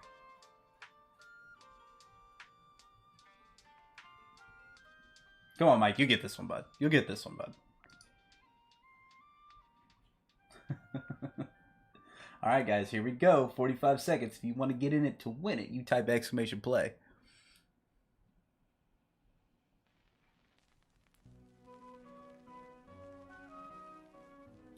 You're betting 5Z and Z on Mike? I'm saying Mike because I ain't saying the whole word. Because there's a different Mick, but I think it's like a kitty. Hey! Thank you, Harlock. Yep, we do stream on multiple platforms. We are over there on YouTube. We are over on Twitch, of course. And then we are on DLive. And then we also stream off Twitter. Got another platform I'm trying to get into it, but using Restream and all this other stuff, it's a little crazy. What is this?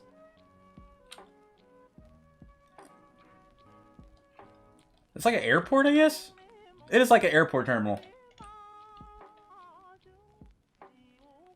I guess for law regulation, I should stop betting. You can do side bets all along. Just, I can't acknowledge them as, you know, a legitimate bet. Or, you know, Uncle Tindy will be... What happened to Tendo? Oh, well, he went to jail for betting 5Z and Z on the stream. America. Lol.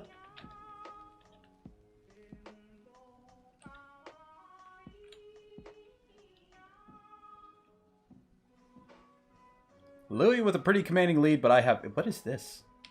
What? Is that an Easter egg? I think we found a little Easter egg here, guys. Little alien spaceship. I love Easter eggs. Don't want that to happen. Please, no. I don't want to go there. No. The food's terrible. I heard the sleeping hours suck, too. No, I've never been. Boost!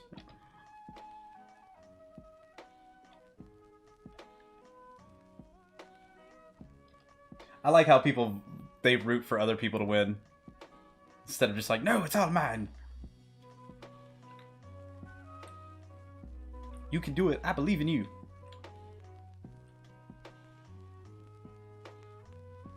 Because you have the power. The power! No, you're in B. Don't steal it. It jinxes them every time, dude. I know. I'm sorry. I shouldn't say people's name. I'm sorry.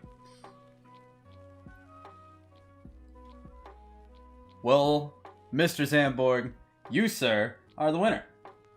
I know you were rooting for somebody else, but it looks like you got it.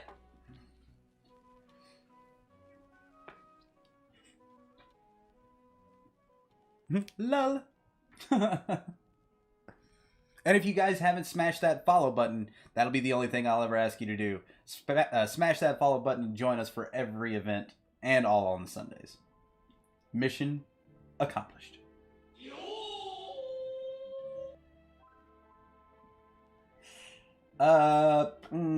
Give price to Mick.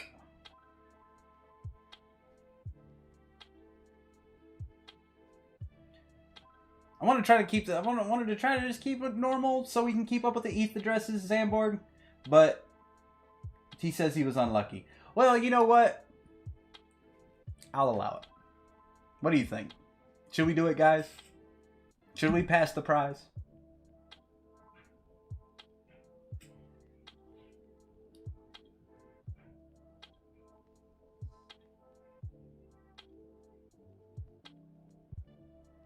I leave it to the community.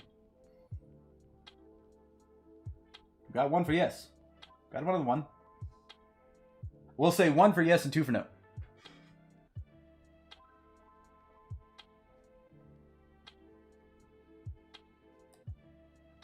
Do I need to break out the potato? Do I really need to break out the potato? I don't want to break out the potato, man. I have to do stuff. So we got lots of yeses. We're going to go ahead and give it to him. So, Mick, why don't you go ahead and come to our Discord and DM Mr. URB your Ethereum address and say this was for Zamborg's win. If you would, sir. Potato. Let's see here. That means I got to do the voice, though, too, right? I'm not ready for the potato. I took out all the hotkeys because I kept on hitting the wrong buttons and I was turning into a potato and getting this really deep voice. The anime character one's weird. Check this out.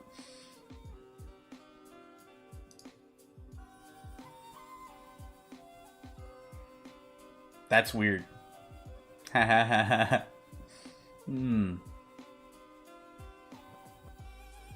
Pretty wild, right? But we'll do the potato. Hello. Hello, all of you. So I gotta do the voice too. Hello, humans.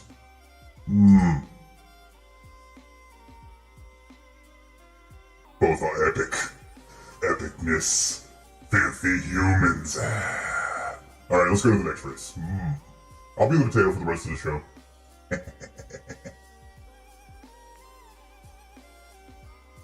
I am the potato overlord, yes. I waged war on Tom Cruise many moons ago. Many moons. Yes. Fresh blood. Z-Tatoes. Yes, Zenzo is fully endorsed by all the potatoes in the world, yes.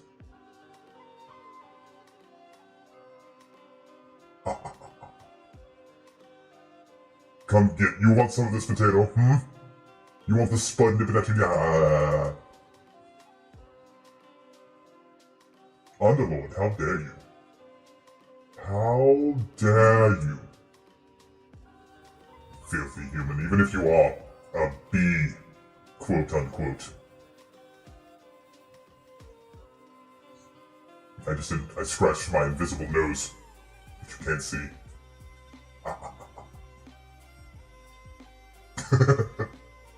Well, thank you, Louis. I'm glad you find it hilarious.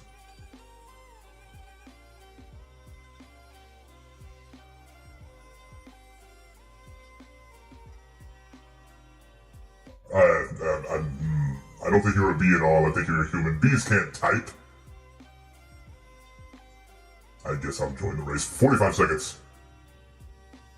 I think this is the 7th race. Sure.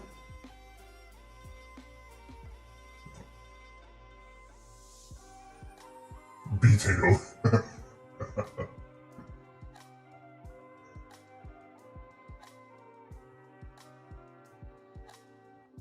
Well, I can't type, but I get my slave human to do it. It's the right to do. Type, you fool.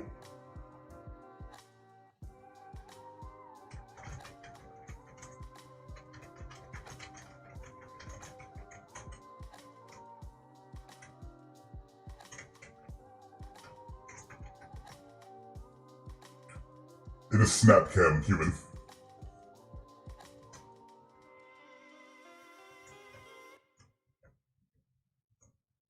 That's right, no, you type. Filthy human. Potatoes. I'm a very special potato. Thank you. I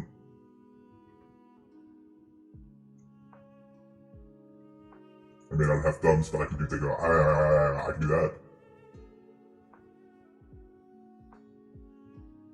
Yes, I shared my secret.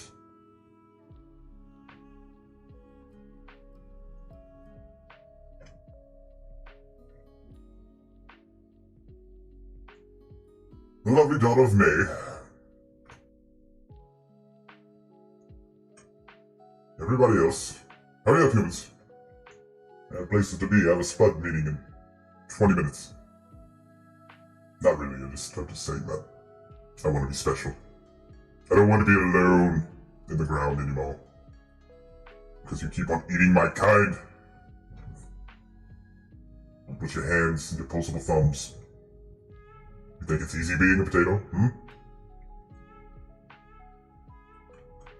it's not. Slowly.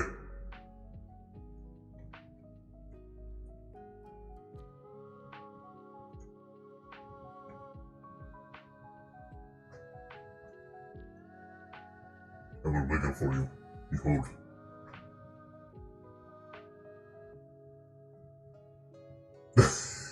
Hello. What? How dare you, Kappa?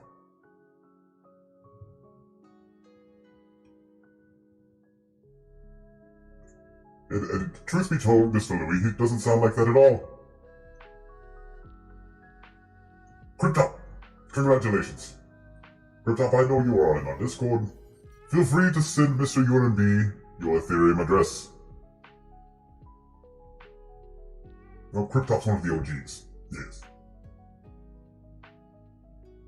It wasn't a terrible movie, but it was a little cringeworthy at times because I think the bee had a thing for a human. Question mark.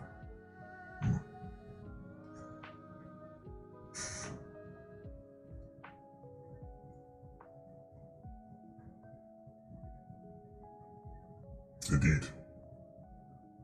Yes. Yes. Oh my, indeed.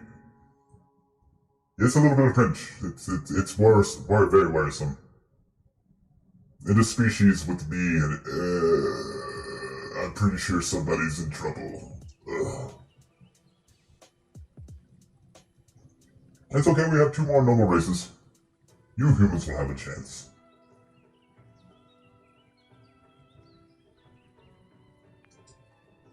That was the whole purpose. I haven't seen that movie since school. Potato school, back in the day.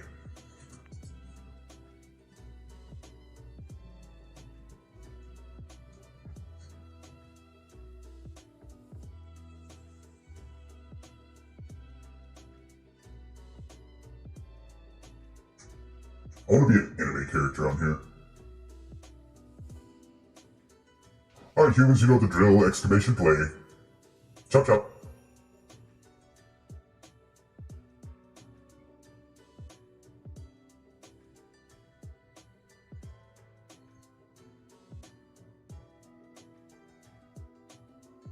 So we'll have this race, 1 more race after, and then the final race.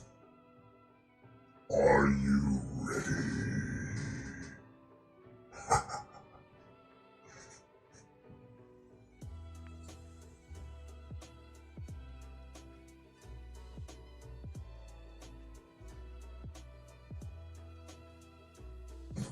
Everybody's here will not be destroyed in the Great Potato Rot Rise. Lucky you. All the others, they're mine.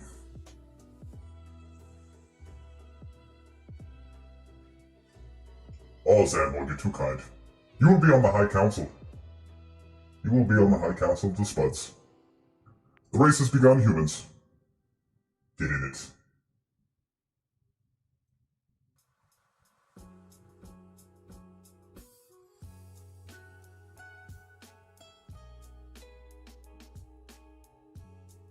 Maybe I should just stream as Potato from now on.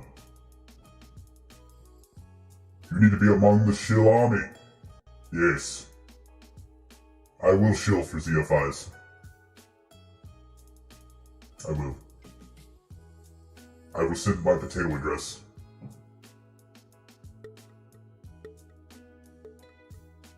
But you have to promise to stop eating tater tots. All you tater thoughts.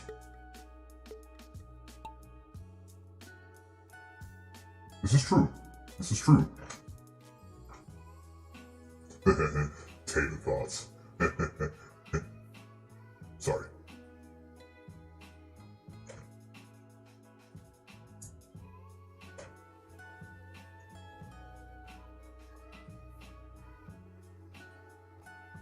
Bro, this track is huge.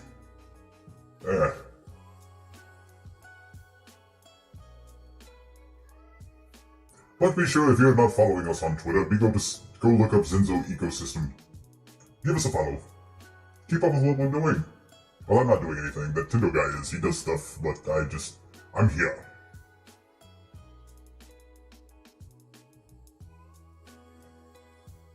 There should be some links below that the human put on there. Ain't that right, you little? Mm-hmm. Yes, follow the potato. Maybe the potato needs to make his own account. Possibly. Yes, follow the potato. Lead you to your doom.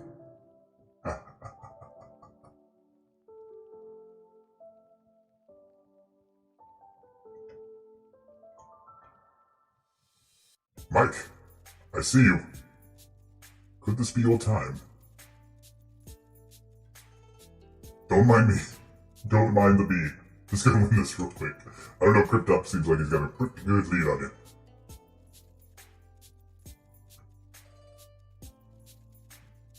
This track is forever long. Oh, I'm gonna become a couch potato by the time this one's done. Ah. Can you make this go faster, human? No. Damn you. Ah, useless.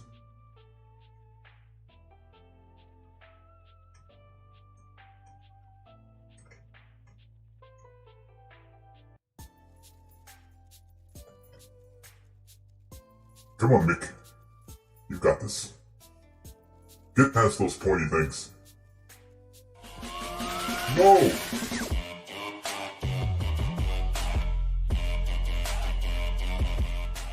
Mr. Mad. Good to see you, friend.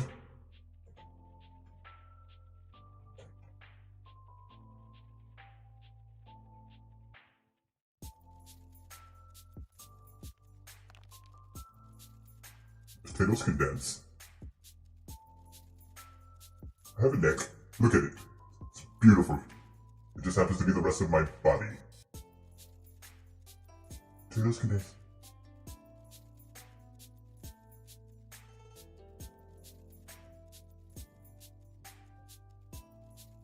Gomfa. Will this be your time? There it is. Did Gomfa win? I'm not 100% sure. But yes, good to see you, Mr. Man.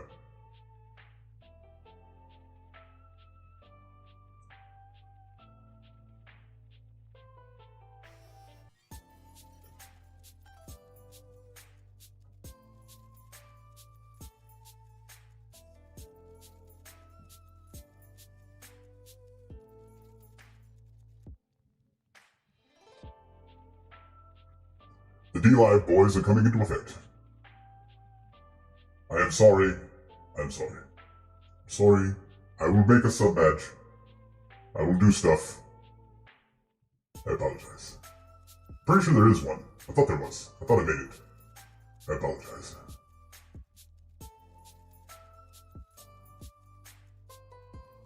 Hi, Gomfer. Send Mr. UNB your address. It's talking to Harlock, bruh. Bruh. Bruh. Don't sass me, you little shit.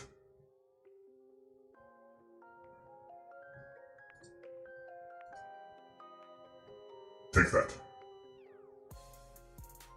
This will be the final normal race. Prepare.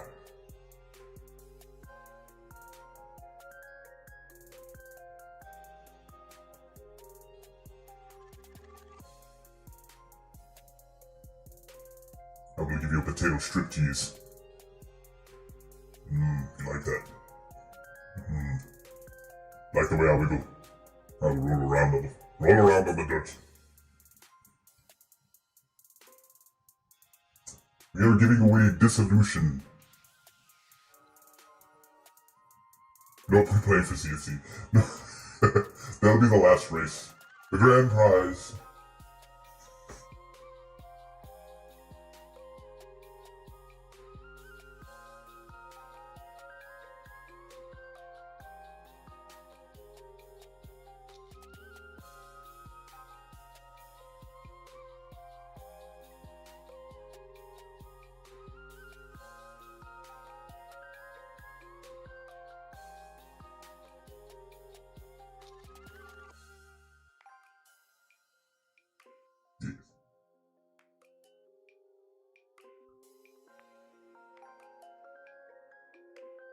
Yes, Dissolution is free. But the items inside of it are not. We're not giving away copies of the game. We are getting, what? We're giving away the Founders tokens, I believe. Yes. DFTs, yes.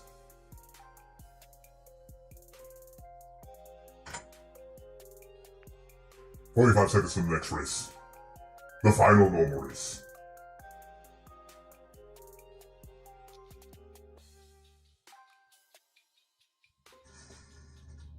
Then pay attention.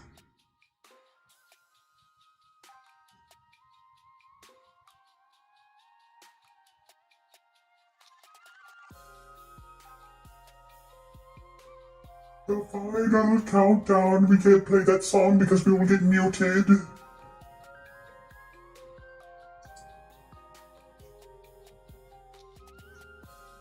It's really cool. I would recommend checking it out. I would play it, but I don't have thumbs. So there's that.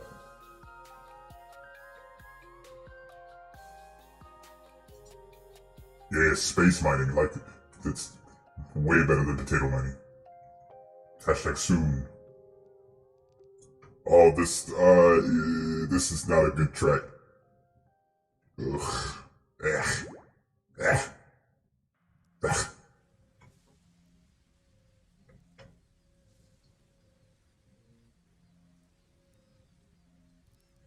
Space mining, yes. Now we have your attention.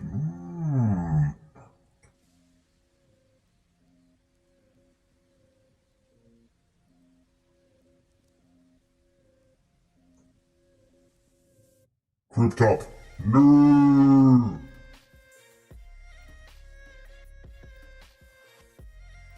They didn't want to get sued, Squid.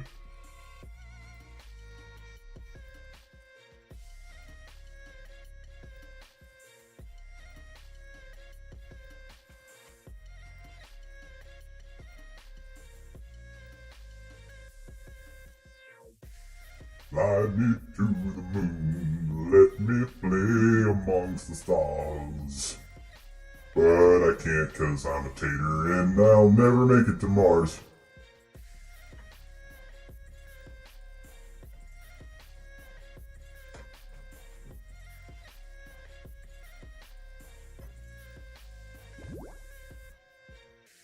The human says he's going to kick me off here in just a second.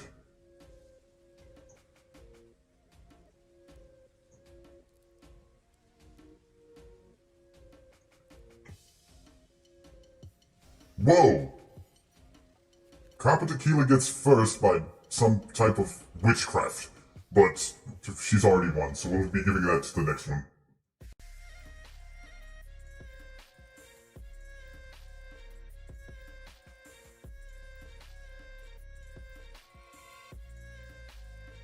Me! Who will it be?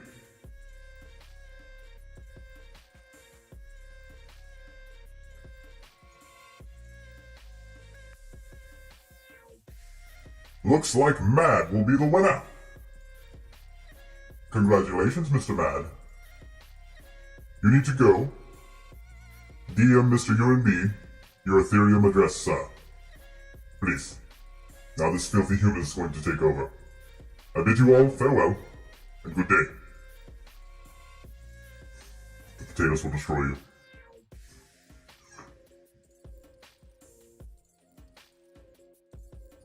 Thank you, Potato Overlord. May I have another?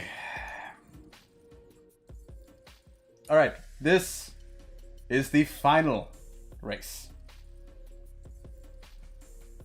Good thing you're not a potato for the end. Yeah, man, I gotta be me. I gotta steal it back. Because he's a jerk, and he wants to enslave all the humans, so can't have that.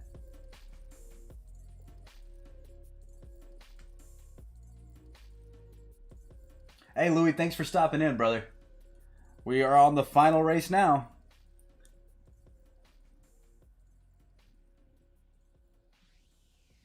So, we've got 100 Z and Z on the line. Then we got a DFT. Then we've got a Dissolution ship. Okay, pushing play, then leaving. If you win, we'll let you know, bud.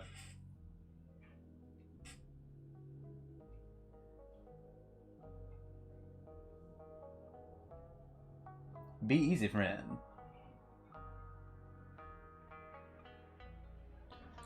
Alright, ladies and gentlemen, this is the final race.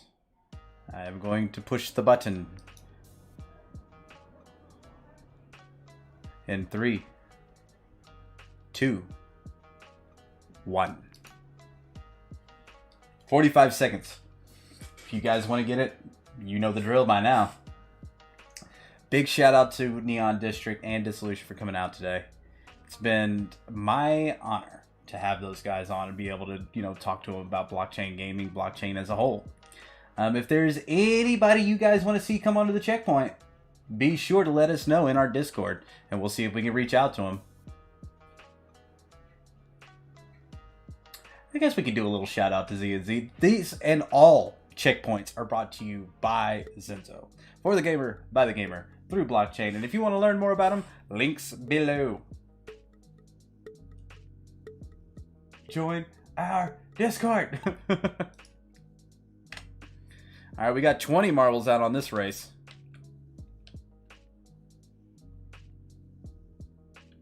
This is your time, Mick. This is your time.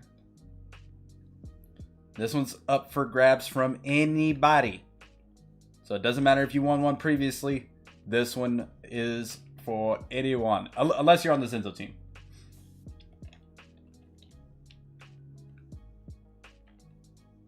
Oof.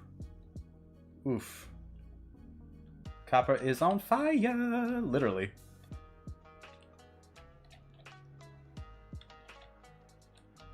Quite literally.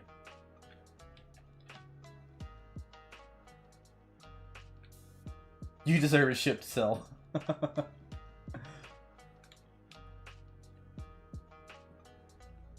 Oh, Big Smile makes their way around. Mad Ed.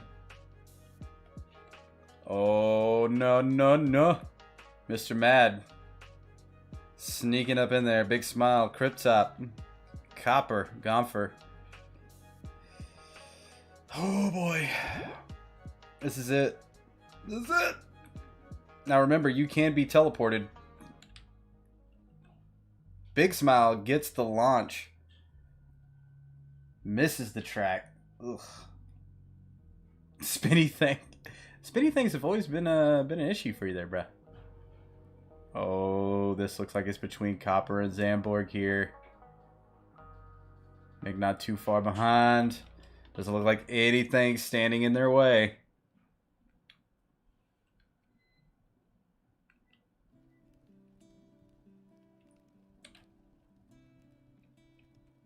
Copper, I do believe that you, my dear, are the grand prize winner of the checkpoint level 10.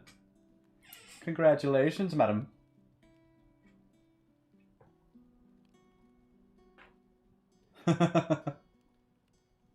Congrats. You just won level 10. And I got your Z&Z address. Brava. Brava. Ladies and gentlemen, it has been my pleasure. This has been brought to you by the guys over here at Zenzo. I'm their janitor. It's kind of an ongoing joke. But if you want to learn anything about us, be sure to come join our Discord. Follow us on Twitter. I'll be doing marbles again tomorrow. Thank you for the limit over there, Mad. And I will see you guys on the flip side. Peace, everyone.